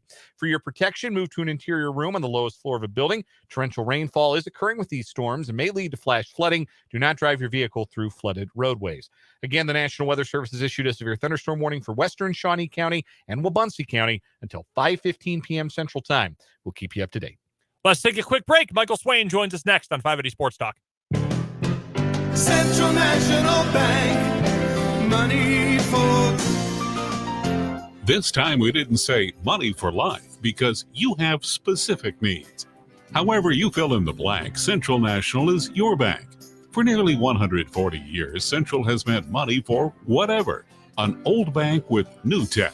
Online and mobile technology, smartphone app, interactive teller machines, e-statements, mobile deposit, and Money Central, a convenient financial tool where you can view your monthly budget at a glance, set and track your goals, know your net worth, and set up email notifications to help you stay on budget. So if you're looking for a new bank, your old friend is here with the latest and greatest ways to bank. Money for whatever. It's Central Time. Central National Bank. Money for life. Member FDIC. Money for whatever since 1884. Attention, Kansas parents and guardians. Are you looking to help your student reach their full potential? Don't miss the chance to apply for the Kansas Education Enrichment Program. This $1,000 award is available for qualifying students to use on tutoring, academic camps, language classes, musical instruments and lessons, and even educational materials. Learn more about household income limits and apply for your student's $1,000 award at keep.ks.gov. That's keep.ks.gov. 104.9. I can't imagine there being any place that's better to coach or play at than the University of Kansas. The goal is to win championships, pure and simple, one day at a time. That's what made a difference today in the game. I was hoping that was vodka. Dollar signs. Mike. What day is it, Mike? What a scene in Lawrence, Kansas tonight. Michael Swain joining us here on 580 Sports Talk on the Fleming Place Wine and Spirits Hotline. Michael covers all things Kansas Jayhawks for Fog.net, part of the 24/7 Sports Network. You can find his great work there. Make sure you're a VIP if you're not already, by the way. Absolutely worth the price of admission.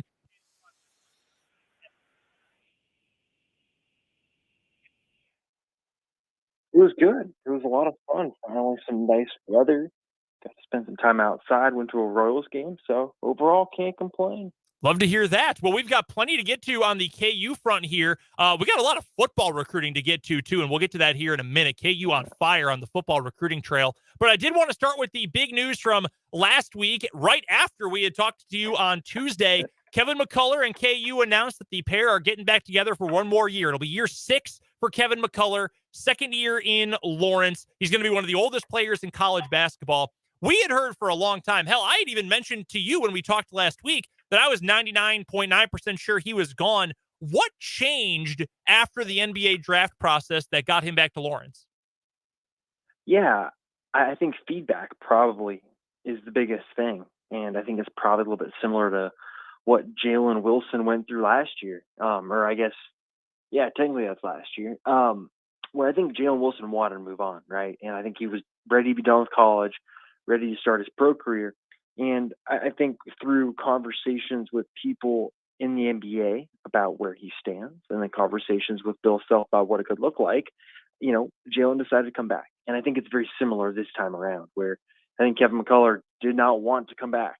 I think that's pretty clear, where he wanted to move on. He was ready to move on and start the pro career. And then I think as the draft process unfolded, I think feedback and, again, conversations with Bill Self made maybe McCullough realize that there's value in him going back to Kansas. And I think that Self talked a lot about, at that April press conference, right, the value of a two-way contract in the NBA and that what that might be worth for someone like McCullough.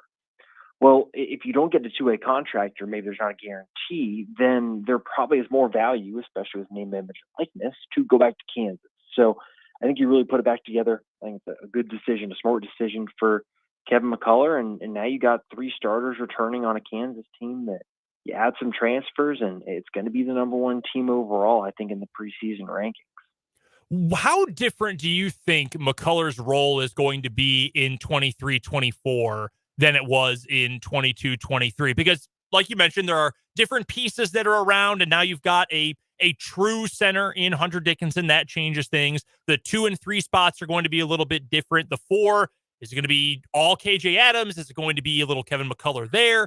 How would you, with obviously a long time to go before the season, kind of project McCullough's fit for this year's roster? Yeah, so I think it'll be very similar. Last year, KU had the luxury of Jalen Wilson playing 35-plus minutes at the 4.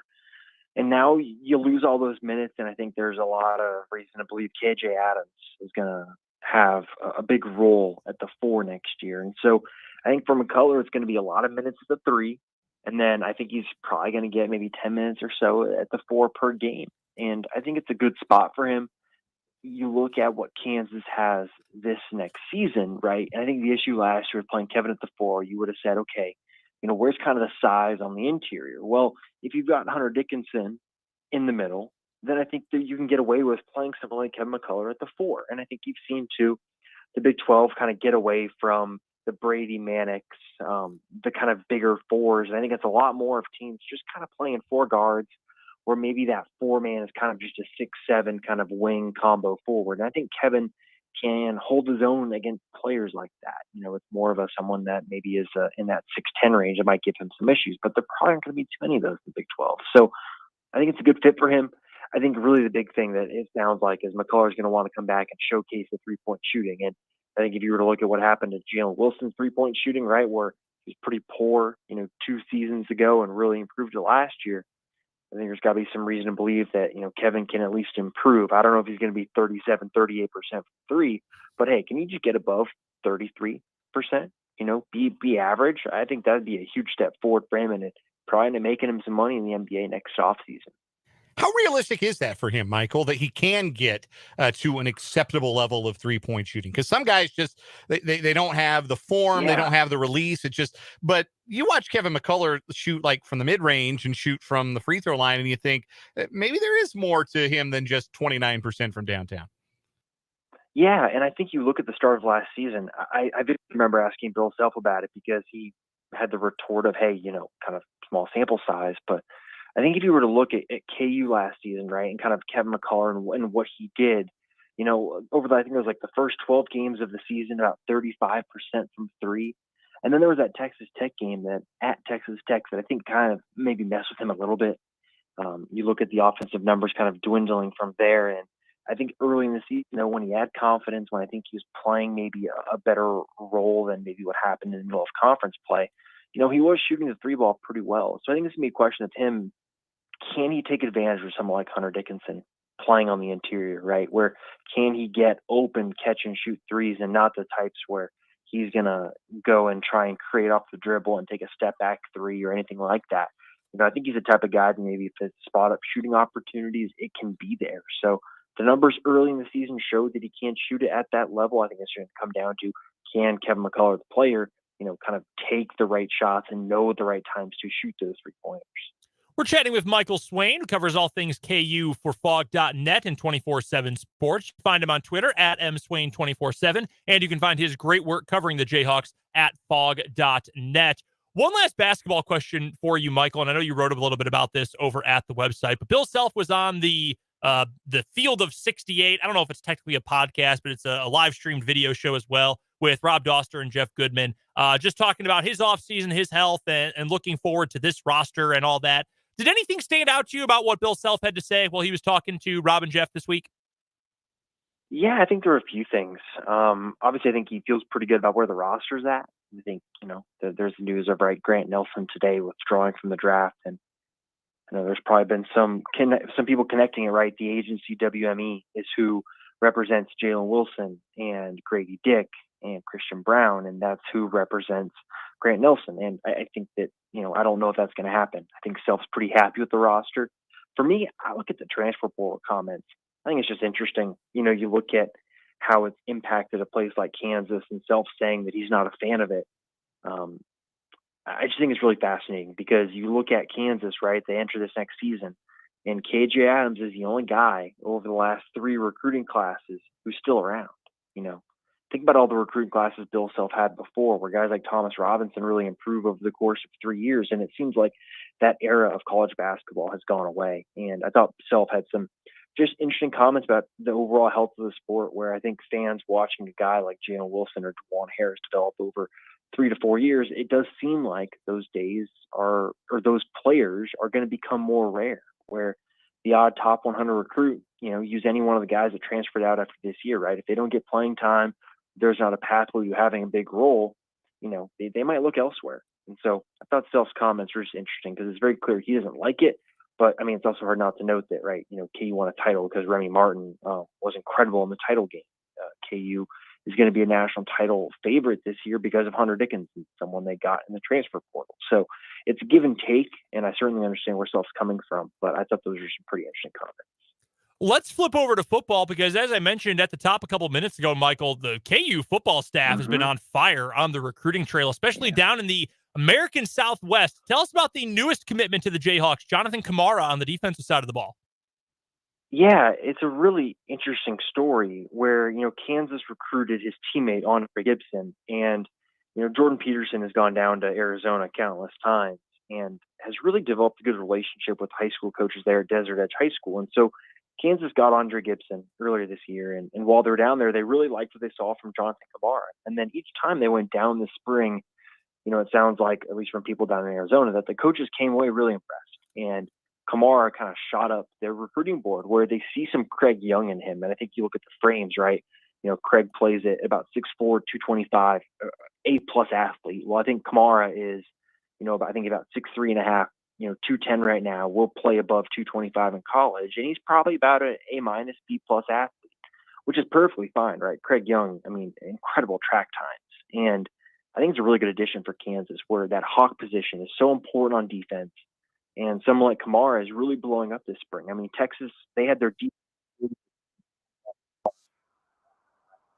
and Washington and Arizona State offered him before he went on this unofficial visit. Even Michigan last week was trying to get in with him before he committed. So, this is a guy that was really blowing up. And to get him on board at this time, I think is really big because there's another guy at that high school, Deshaun Warner, who KU really likes. And they're going to try and kind of go for the three-peat here and get all three of them. And so we'll see what happens. They'll all be on campus later this summer. But right now, KU's got some momentum as kind of June gets started, and June's kind of the new December for football recruiting. So a lot's going to happen over the next month.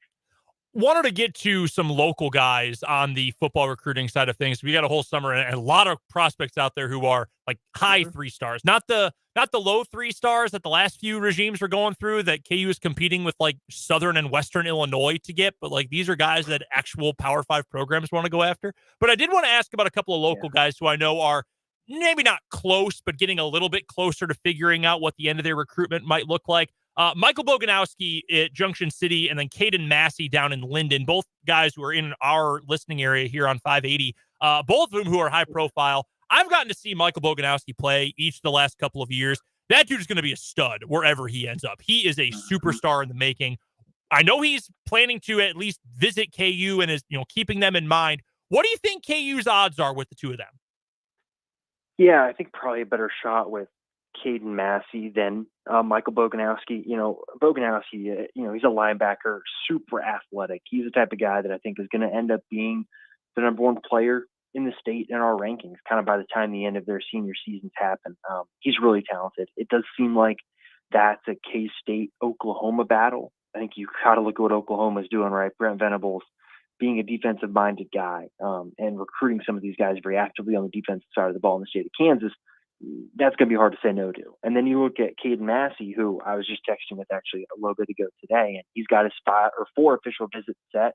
He's going to visit Kansas first, then he goes to Nebraska, then to Oklahoma, then to K-State. I think that's one of those where I look at Oklahoma again and say it's a big-time offer, but I know Kansas has done everything in its power to really recruit Massey hard. And it reminds me a lot of Calvin Clemens last year, where for people that followed recruiting, KU recruited him incredibly hard as anybody, right? Several coaches in contact. They pulled out the red carpet on the various visits.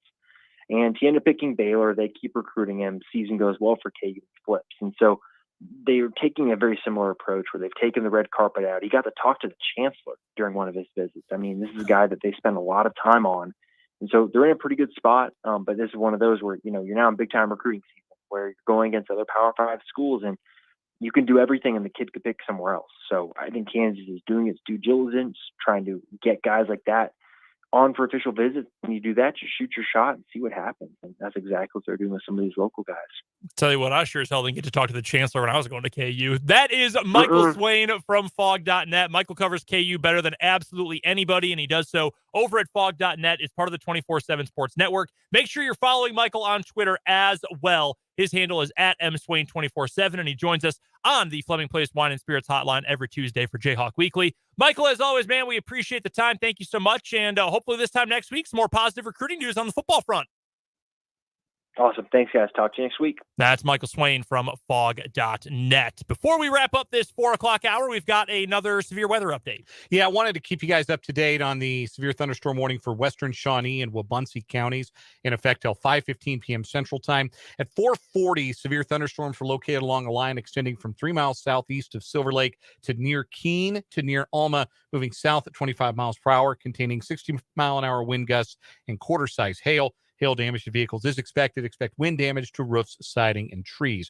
Locations impacted include northwestern Topeka, Rossville, Alma, Eskridge, Dover, Silver Lake, Auburn, Maple Hill, McFarland, Paxico, Willard, Keene, and Volland, including I-70 between mile markers 324 and 355, and the Kansas Turnpike between mile markers 169 and 170.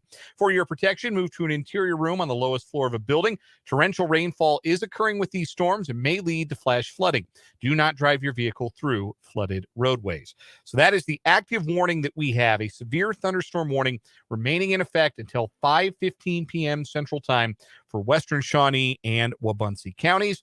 And again, we will continue to keep you updated on that and any other warnings that we get across our desk here at the Capital Federal Weather Center. That'll do it for the 4 o'clock hour of 580 Sports Talk. Let's take a quick break for the news. We'll come back. We've got headlines, a Royals preview, and some news out of the SEC, all coming up next hour right here on 580 Sports Talk. John Deere.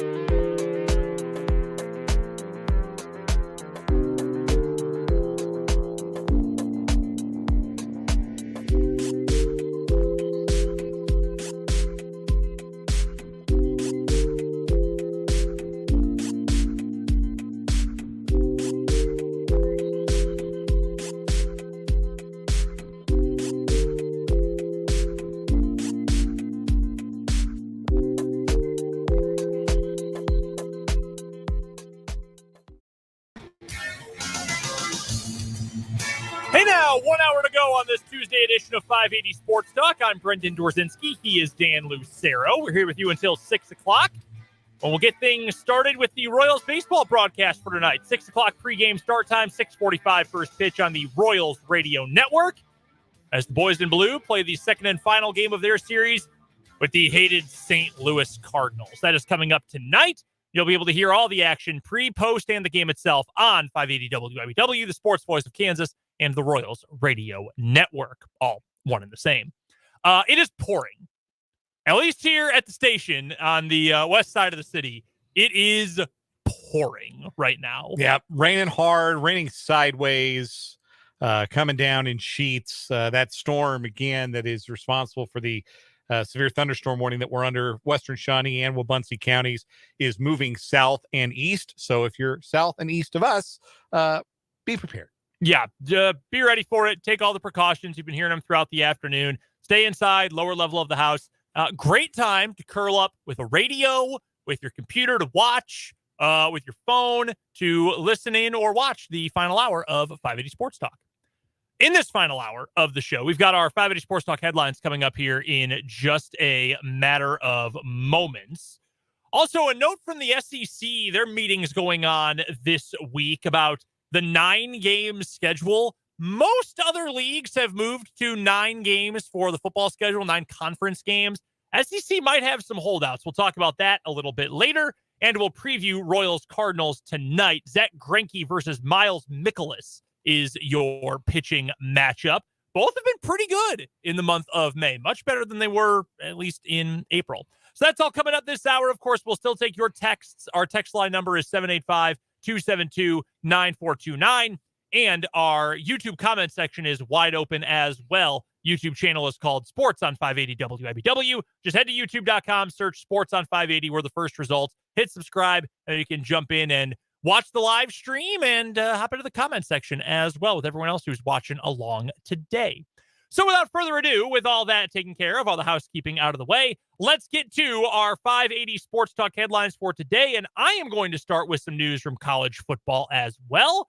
Dennis Dodd, friend of the program from CBS Sports, he reported earlier today that Colorado, the Buffaloes, the University of Colorado, they are holding substantive, that word in quotations, talks with the Big 12 as the Buffaloes consider leaving the Pac-12. This is part of the writing from Dennis Dodd. With the latest round of realignment having slowed to a crawl after a tumultuous 2 years, it appears as it may be close to picking up steam again.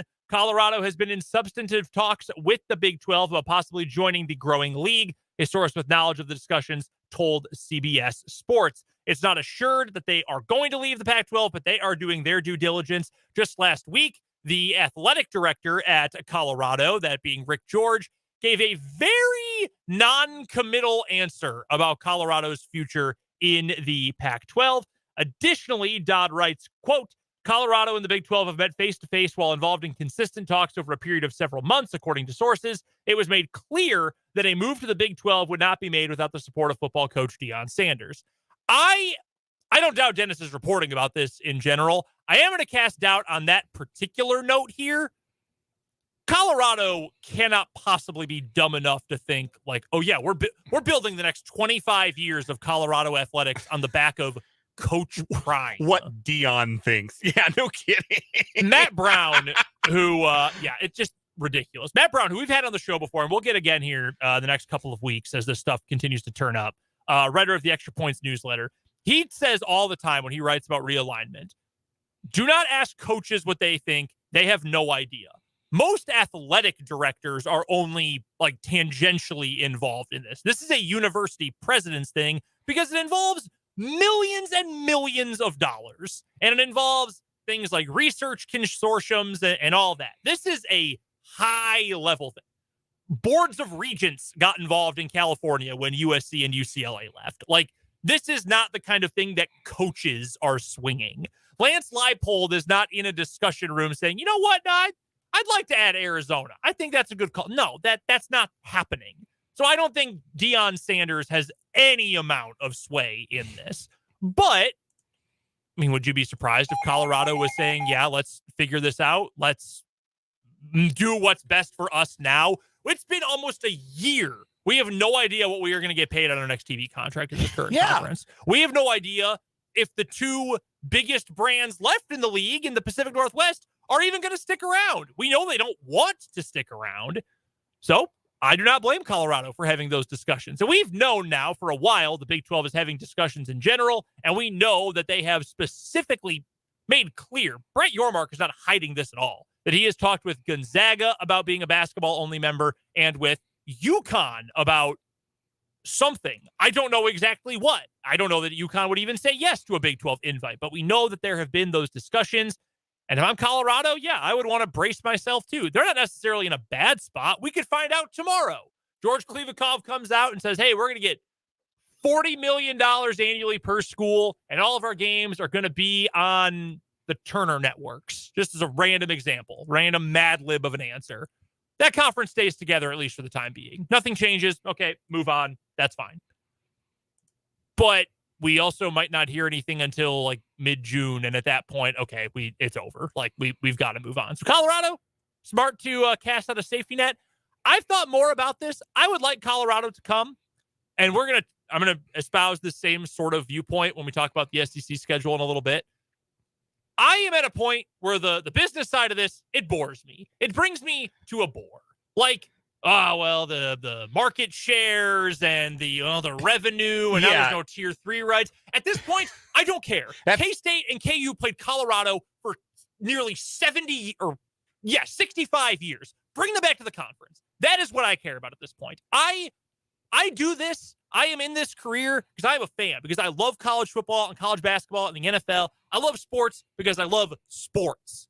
So bring me the things that are going to make the sports enjoyable. If that is Colorado and Arizona and Pitt and Louisville, and it's a 16-team league and it's just crazy go nuts, awesome, fine. If not, whatever, let's get to talking about football. Let's get to talking about basketball. I'm kind of over the business stuff.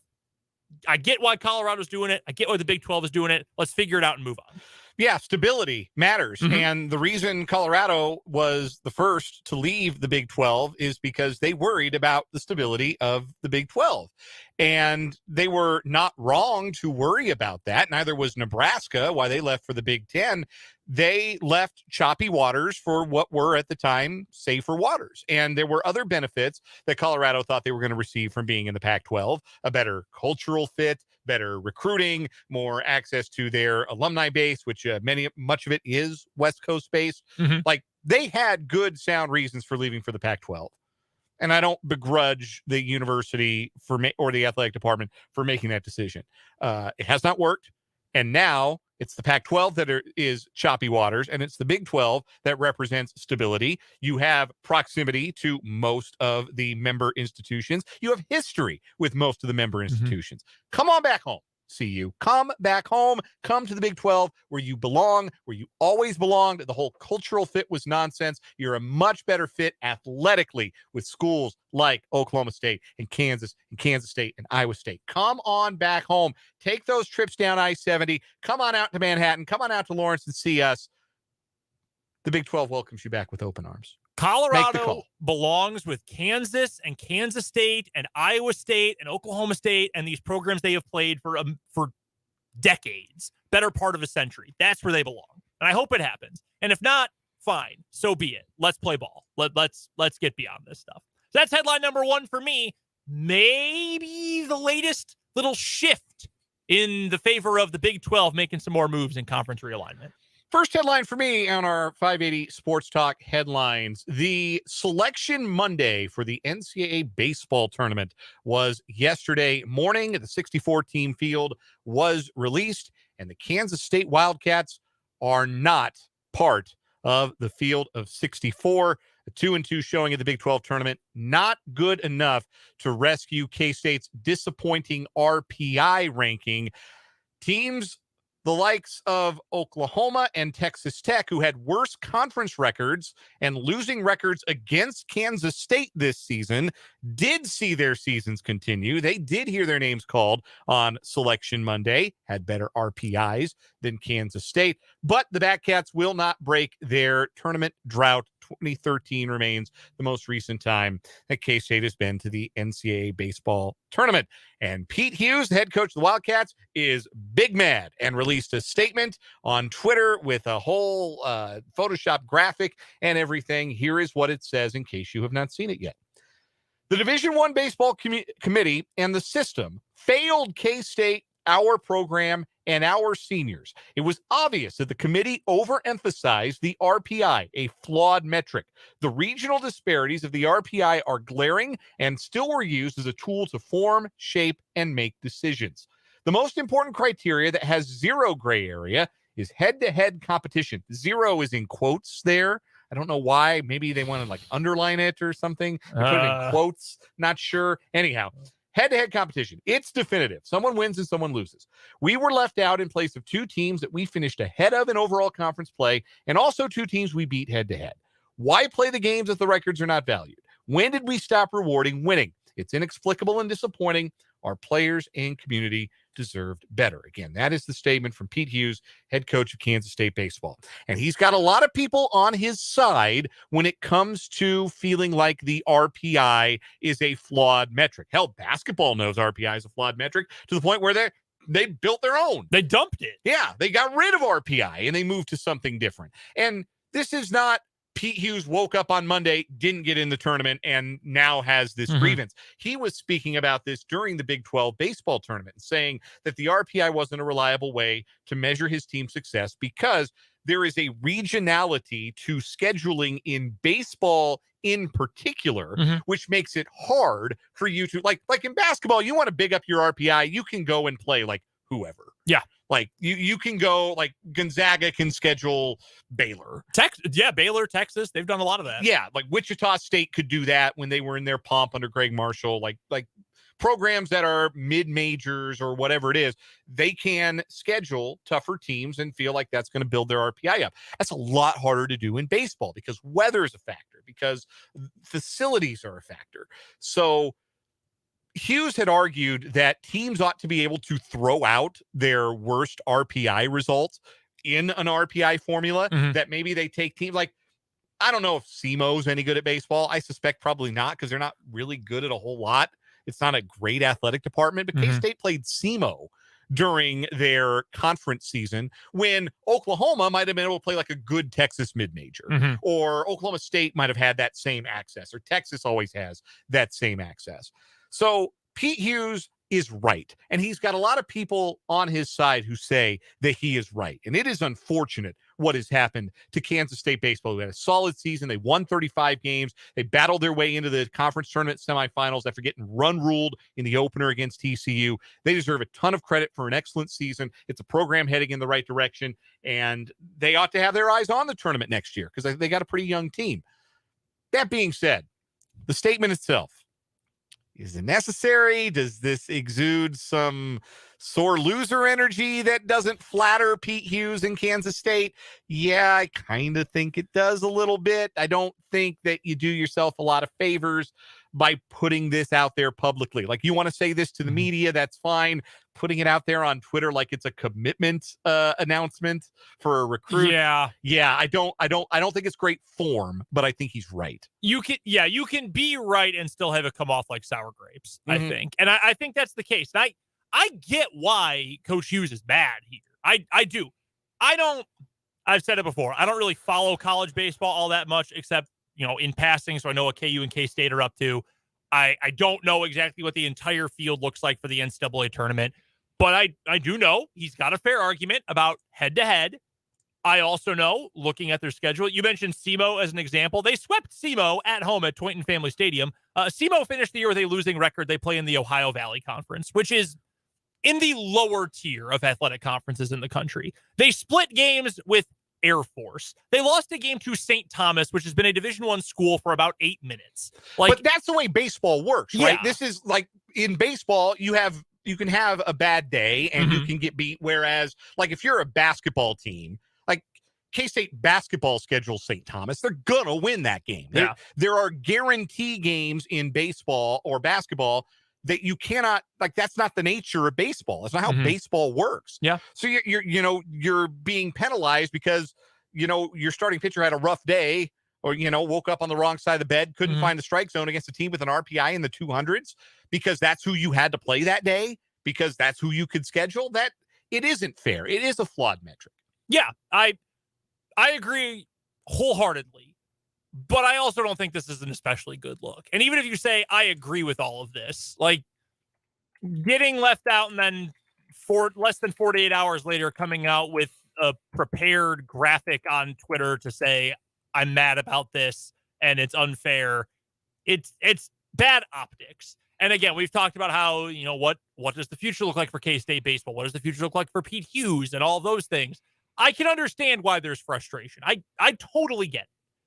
But I can also understand why you might say this is not a good look. These are not good optics. We had a texter from the 785 ask who maybe got in that should not have. The last 4 in per the committee were Arizona, Louisiana, as in the Raging Cajuns, Oklahoma, which is particularly galling to K-State fans because K-State did the only thing they could do against Oklahoma, beat them 2 out of 3, finished better than them in the league.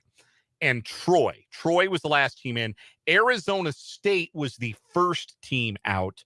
Kansas State was second, then Kent State and UC Irvine, 2 pretty good mid-majors that did not win their conference tournament. Now, the other thing, the nature of baseball, too, allows for bid thieves, right? Like more so, you have that team that gets hot for a week.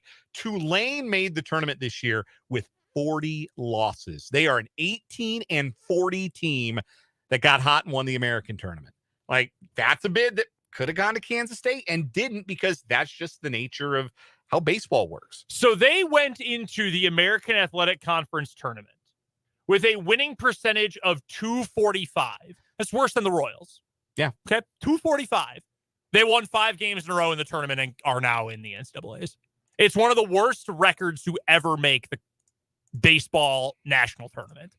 And you have 2 teams like that, and suddenly 2 teams that maybe a lot of people thought deserved it, like Arizona State and K-State, get left out. It sucks. It's tough. I get the frustration. I will leave it at that. I totally understand at least where the frustration comes from. Next headline for me on today's 580 Sports Talk headlines. Let's go with some good, or actually we're going to go to college basketball for this next one. We'll save the good news for the end. College basketball transfer news. One of the biggest names in the college basketball transfer portal, Caleb Love, has found a new home. He's going to Arizona. I don't necessarily dislike this move. Love, of course, spent 3 years at North Carolina, coming off of one of the least efficient seasons by a high major player in the history of the sport. He had originally committed as a transfer to Michigan, but was not permitted in because Michigan doesn't take transfer credits. It is just a very hard school athletically or just as a regular academic student to transfer into. So he didn't get in. He had to find a new home. He ends up instead at Arizona. So essentially for Arizona, they went 1 for 1. They give up Kerr Kriisa. They get Caleb Love. You probably a little bit of a worse passer, probably a better player overall, but also, like, if you told me in any random game Caleb Love went for 40, I'd say, yeah, I can see that. If you also told me he scored 4 and took 40 shots, I'd say, yeah. No, I see that as well. A lot of variance with Caleb Love. I think Tommy Lloyd's a good coach. I do. I don't know if he's a great coach. I think he's a good coach. And they've got a lot of big men on that roster.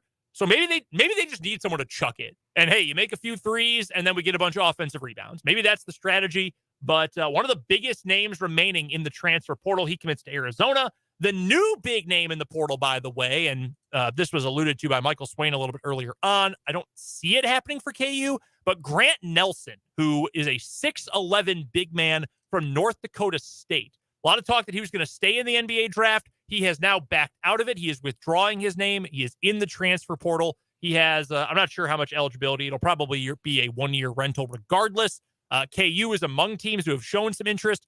A lot of programs are going to want him. And if you've got a good NIL collective, you are probably to the front of the line. Really good offensive player. Do not count on him to play defense, but offensively, really nice player. His highlight reel is a lot of fun. It's also just a highlight reel. Yes. I can understand wanting him. I can. I also think you should probably, when you search for Grant Nelson on YouTube, I would add full game to the end of it if you want to scout. Shades of Nicholas Skeetishvili in Grant Nelson. Oh my. Lot of Skeeta in his game. Good player. Nothing against him. Just not not a 94 feet player. That's what I would say.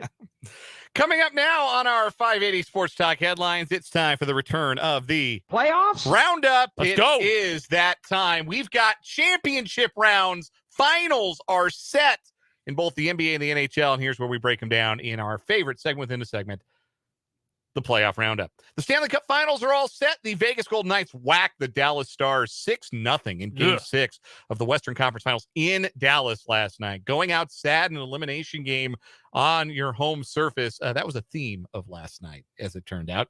So it is Vegas into the Stanley Cup Final for the second time in the 6-year franchise history of the Golden Knights. They will take on the Florida Panthers, who are in the final for the second time in their franchise's history and first time since 1996. Game 1 is Saturday in Vegas.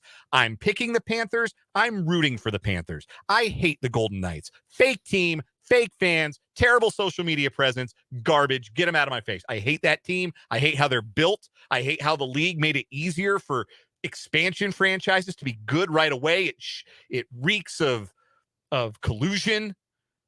Hate them. Hate the Golden Knights. I know Fulton's a Golden Knights guy. I'll tell him to his face. Hate them. I hope they lose in 3 games. I will agree with you about their social media. Their Twitter account is very bad. It is very annoying. Absolutely sucks. They got the worst social media in the world. It is. Well, I don't know. Blackhawks pretty bad. The Blackhawks are like if you gave it to like a 14-year-old who like just learned what an away message is. It's really bad.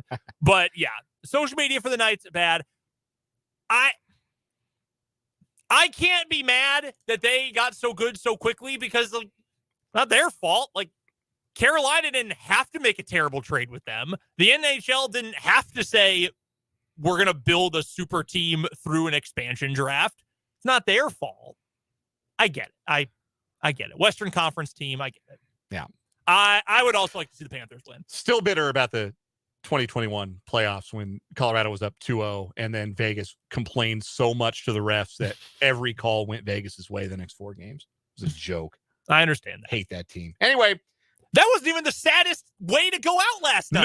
No. You thought the Stars went out sad in a very funny Game 7 of the Eastern Conference Finals. The Miami Heat pounded the Boston Celtics into paste, denying the Celtics their chance at history, being the first team in NBA history to come back from a 3-0 series deficit.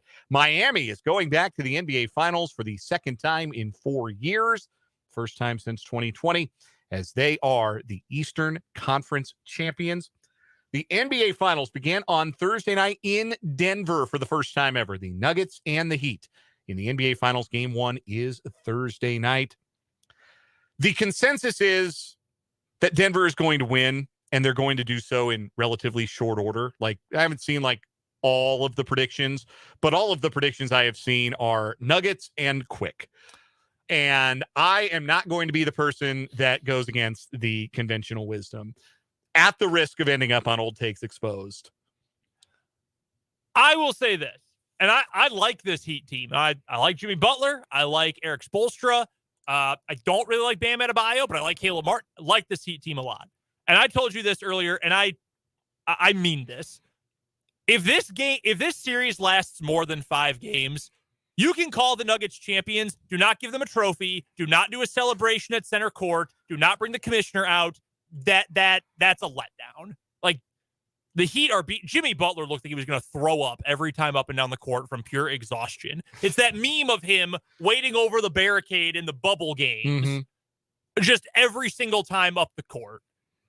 The Heat, I don't think it's possible to keep shooting from 3 as well as they have been.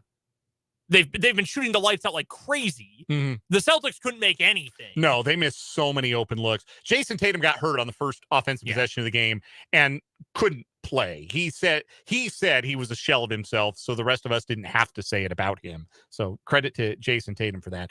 Jaylen Brown just made a mess down his pant legs with his game. Like, the Celtics were profoundly unserious. They were the Roy children of these NBA playoffs, not serious people. Shout out to Succession. Profoundly unserious basketball team. And they played with their food and they got bit. And I know that the Heat will go into this playoff with a coach who's won it all before in Eric Spoelstra, one of the great coaches of his era. And with the belief that we've already beaten 2 teams that had more talent than we did. They beat Milwaukee. and they beat Boston. Why can't they beat another team that's more talented than them? Because Denver's more serious than either of those teams were. And God willing, the Nuggets will not have one of their best players suffer an injury that affects their performance in the playoffs. That's something else that Miami has benefited from. Giannis missed 2.5 games of the first round series. Julius Randle missed games in the Knicks series. And the Tatum got hurt in game 7 of the Boston series. Yeah. So look, Denver's just like, they're so much better. Than you look at it, they're better. They're bigger. They've got more shooters. Bam gives up 3 inches and 30 pounds to Nikola Jokic, and Jokic fricassees him every time those two teams play. The last time the Heat beat the Nuggets was in the first bubble game. Denver's 9-1 in the last 10 against Miami. I know that's the regular season. I know it's different players. You can't draw, a straight line from A to B. A lot of the cores are the same, though. Denver opened at -400 at FanDuel. That's an implied odds of 80% chance to win this series. To me, breaking this game down, I've got a friend who's a big Celtics fan, and when the Celtics play badly, he's got a term for it. He says, I'm afraid that the bozo Celtics are going to come out. And that's what they were for 4 games, because the Celtics are better than the Heat. Yes, they have better players. Worse coach. They have a better roster. Overall, yeah. Like man for man, you would take the Celtics roster over the Heat roster if you didn't know anything else about them. Yes. Without question. But the bozo Celtics played for most of that series. Their head coach is an idiot, and they lost. There's no bozo Nuggets. That doesn't exist. No. The board Nuggets, they showed up in March. Yeah. But other than that, Denver's not that team. No. They're going to win. They ripped through the Western Conference 12-3. The only time they lost games are when an opposing player went absolutely outside of his mind. And Jimmy Butler might have 1 or 2 of those games in him in this series where he goes for 45 on 38 shots. I don't rule that out. I got a lot of regard for Jimmy Butler. And that team's going to play hard, and they're going to be well coached, and they're going to throw everything but the kitchen sink. Not but the kitchen, everything and the kitchen sink at Nikola Jokic and Jamal Murray and all those guys. And I just don't think it's going to matter a whole lot. I'm glad you're pretty confident in this, so I can also exude my confidence, because I have many times been like, oh no, I'm scared for my favorite team, only to have Jake be like, oh no, they're fine. And then losing to the San Francisco 49ers in the playoffs 2 years ago happened. So I'm glad you're feeling confident, so I can also be confident. I thought the Niners were going to beat the Packers in that game too. So it's just a matter of it's just a matter of me knowing ball is really what it comes down to. Real quick final headline for me, and we're going to blend something else into this last headline. I wanted to get some good news for Major League Baseball. Liam Hendricks returned to the Chicago White Sox yesterday. First time he was able to play this season. Former Royal. Yeah, former Royal. After he was diagnosed with cancer last year, has cleared treatment. He was back. Awesome scene. Didn't pitch all that well, but he hasn't played all year. He had 3 rehab games. He's a really good dude. He and his wife do a lot of good work, and it was awesome to see him back. Really happy for him. Also, for the Atlanta Braves, Mike Soroka returning for the first time in almost 3 years. He was 1 or 2 months shy of 3 full years since he had last thrown a competitive baseball, coming back from an Achilles injury, over 1,000 days since his last major league pitch. Really cool for him. But that brings us really quickly to today's A-Watch. That's right. It's A-Watch. That's Cardinals. It's fine. Mike Soroka for the A's for the Braves pitched against the A's and lost. The A's won. They did. Snapped an 11-game losing skid. The A's did it. They finally won a game. The A's are 11-45. They are now on a 32-win pace. All right. They beat a good team. The Braves are good. Yeah, Braves are good. Yeah. 7-2. Didn't just beat them, kind of smacked them around. Yeah, wailed on them. That'll do it for our 580 Sports Talk headlines today. Let's take a quick timeout. When we come back, some news from the SEC. Kind of a strange fight. Curious to see where Dan lies on the 8-game versus the 9-game schedule. That's next on 580 Sports Talk.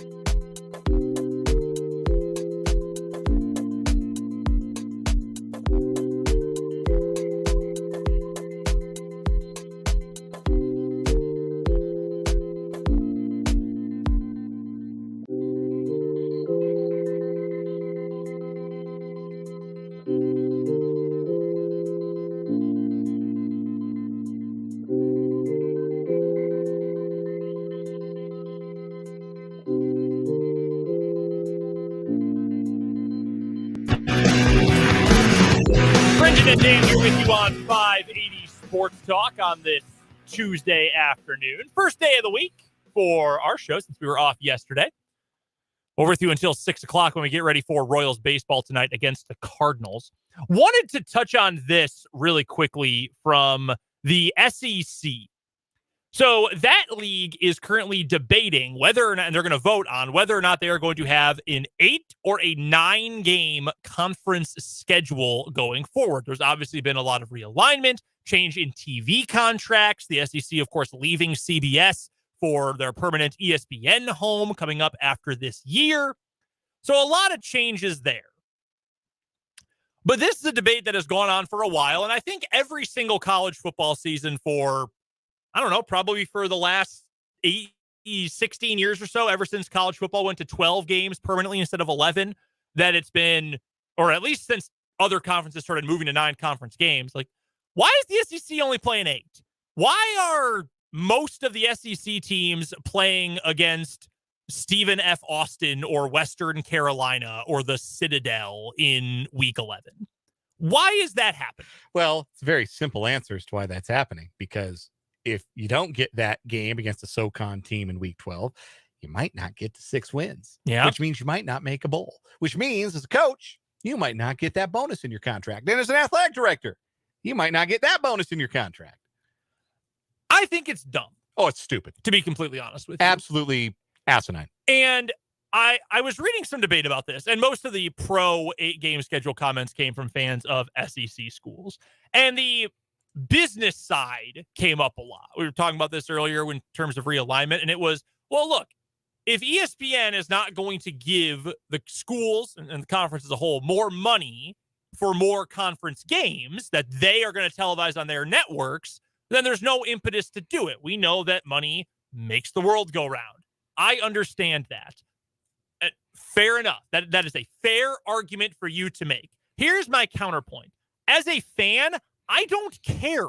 I don't care how much money Auburn is getting from the Disney Corporation. I don't care that ESPN is not going to give more money to Georgia to get one more conference game. I do not care. Give me the better product. Isn't this supposed to be about competition? Isn't this supposed to be about figuring out who the best team in the SEC East or the SEC or all of college football is? Isn't that what this is supposed to be about?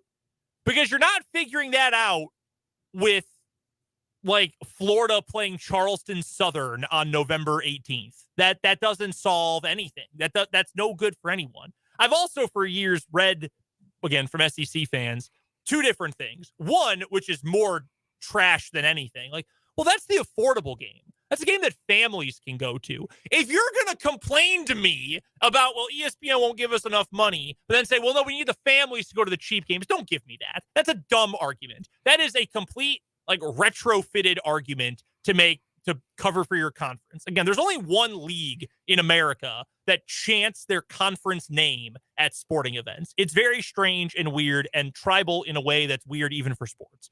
That argument is dumb. The other argument is, well, what about all the schools in the SEC that have out-of-conference permanent opponents and rivalries? South Carolina, Clemson, Georgia Tech. You've got Kentucky, Louisville. Mm-hmm. There are others as well who play regular games against non-conference. In fact, there should be more. Texas A&M should have been playing Texas. You've got a number of them that also could or should be going on. And my response to that is figure it out. Oklahoma and Texas were in different conferences for decades. They played every year during the Texas State Fair. They still made it happen at the Cotton Bowl. The Big 12, Iowa State plays Iowa every single year. Every year. Week 2, the Cyhawk Trophy, El Asico, every year. And it is always a terrible football game. And this year is probably going to end like 12-9 in the rain, because that's just what happens in that game. And they play it every year. You can still play an FCS team week 1 or week 3 or whatever. And you can play. What's wrong with the Big 12 schedule? Most teams play an FCS school or a really low G5 than a G5 team and a Power 5 team. Yeah. Why can't you guys do that? Why are you're afraid to keep your rivalry with a decent Power 5 team in another league. It's, again, it all comes down to, well, what if we don't win 6 games? What happens if I don't win 6 games? Who gives a damn? Be better. Win. Yeah, win 6 conference games. Be better. If you can't be better, then don't expect going to a bowl. Then it's not a birthright because you're an SEC football team. You get your 6 wins, you go to a bowl game every year. It's not a birthright. You got to go earn it. Earn it in the dirt. Earn it on the field.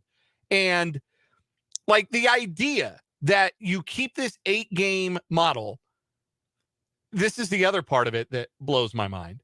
The rivalry games would be every other year. You would play games like Alabama, Tennessee, or Georgia, Auburn. So like not the primary rivals, right? Like the primary, like Florida, Georgia, that's going to be a thing. Like Alabama, Auburn. You're going to play the Iron Bowl every year. Like I understand that, but like, okay, well, there are a lot of these schools that have more than one longtime historic rival in the SEC, like Alabama. Alabama, Tennessee, the 3rd Saturday in October. That's a huge deal. Florida, Tennessee is a huge deal. Texas. Well, if you keep Red River, which obviously you're going to do, what happens to Texas A&M? If you have a football league with Texas and Texas A&M in it and they don't play every year, what are you doing? This is why things like the pods system makes a lot of sense. So you can have several permanent rivals. Like look at the old Southwest Conference schools, plus Oklahoma, who's played the ball for a long time. Texas should play OU, A&M, and Arkansas every year. That should not be a debate. Like, that is the fabric of college sports, of college football. Well, we decided a long time ago those things didn't really matter, and that's why we have things like that's why we have things like Maryland in the Big Ten. But yeah, like if you have those things, you should be fighting to preserve them because that's the stuff that makes people college sports fans and keeps them coming back. Like, I don't want to watch Texas play Vanderbilt.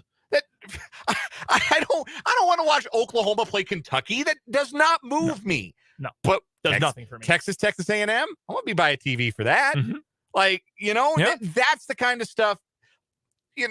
Greg Sankey says all the right stuff about we're not going to be solely motivated by money, but like this is how college sports have made money. Yeah, prove it that you're not solely motivated by the money. That would bother me. It bothers me already, but to continue to go away from that would be ridiculous.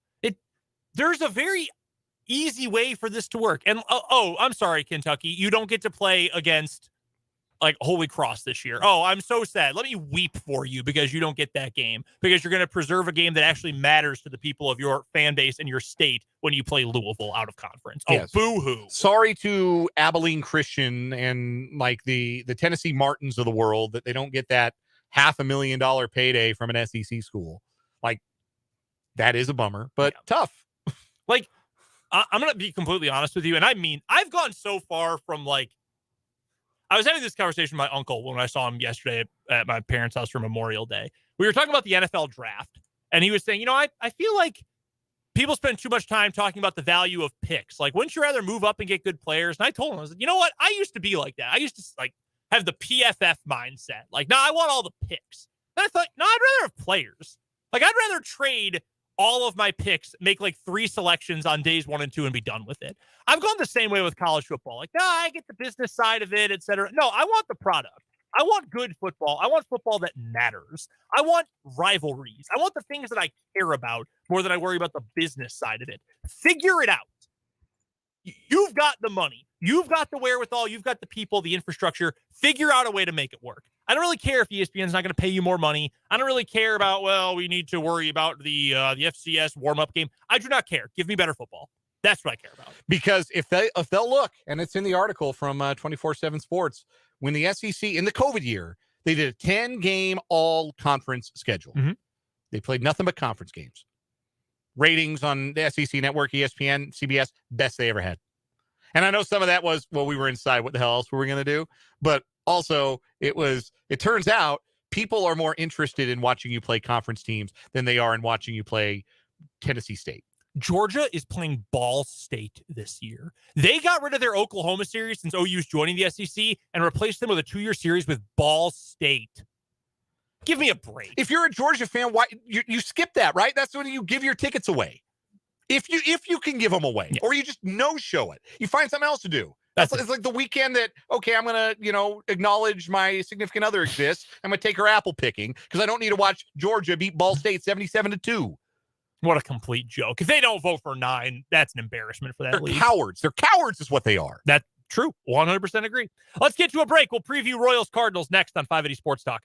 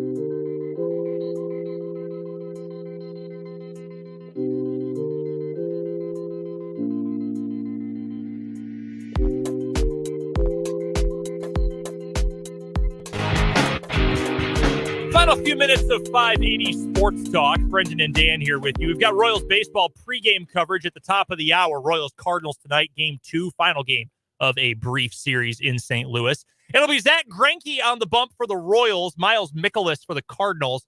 Zach Greinke this month, 5 starts. This will be his 6th of the month. He's got a 1-1 record, but he's gone 26 1/3 innings, 2.73 ERA, and as we talked about after his last outing, opponent's OPS, 561. That is roughly Hunter Dozier, who had a 558 OPS this year. On the other side, Miles Mikolas, this month, he's got a 2.40 ERA, even a little better than Greinke's. Opponent OPS just a couple points higher, 594. In April, he was awful. He was dreadful. 5.97 ERA. Opponents were hitting 924 against him. I don't even know what the OPS leaderboard looks like right now, but 924 is really good. You're hitting an OPS of 924, you're cooking. So he has really completely turned it around. For what it's worth, 924 would be about Juan Soto. He's at 927 for the year. So a month ago, you would have said, oh, God, this is going to get ugly. This is actually maybe not a bad pitching matchup tonight. Yeah, intrigued by it for sure. Last time Mikolas faced the Royals, he shut him out on 4 hits. Complete game, 9 Ks, 87 strikes on 109 pitches. That was back in 2018. Christopher earlier on the YouTube comments today pointed out that this is the 10-year anniversary of a Royals-Cardinals game that they played till 3 a.m. Yeah, that was Adam Wainwright's debut, right? Was that the same game? Nah, 2013. It wouldn't have been his debut. Yeah, I'm confusing it with something else. But I remember that the comment section was reminiscing about a similar game that lasted till 3 a.m. against the Cardinals when we had Wainwright a while back. We were talking about Adam Wainwright a while back. Yeah, I think he may have started that game, but long rain delay, and Joe West was involved. Yeah, never good when Joe West is involved. Never ever. Royals get the win tonight. They get the 2-game sweep. Sure, why not? Let's keep the good times rolling. 3 in a row. They call that a winning streak. It has happened before. That'd be pretty darn nice if it happened to the Royals right now. Let's get to one final break. We'll wrap things up with the final word after this.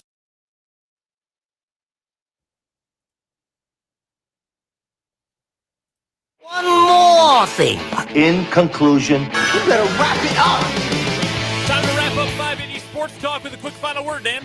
This breaking news, the Diamond Sports Group, the people that own Bally Sports, has decided to not pay the San Diego Padres their scheduled rights fee and will air their final Padres game tonight. MLB will take control of Padres broadcast, distribute them across there and some other platforms. So just something to be aware of if you root for another team that broadcasts its game on Bally Sports, that the RSN cable bubble may have just gone pop. Real quick, shout out to Christopher in the YouTube comments. Correct me, not Wainwright, Waka. That's Michael who we were talking Waka's about the other debut. day. Okay. Michael Waka. So thank you for that, Christopher. Also, my real quick final word, I don't think Deandre Hopkins makes sense for the Kansas City Chiefs. Good player. I think he's still got several years left of being a very good player in this league. On the Chiefs, though, I rebuilt my wide receiver room. I've got my pieces. I know my type offensively. And that doesn't include DeAndre Hopkins. That does it today for 580 Sports Talk. Royals baseball is next. We'll be back tomorrow from 3 until 6. Shahan Jayaraja is going to join us from CBS to talk college football, and we'll talk to Tim Fitzgerald as well for the Wildcat wrap-up. But until then, for Dan Lucero, I'm Brendan Dworzinski. Royals baseball is next on the Sports Voice of Kansas, 580 WIBW.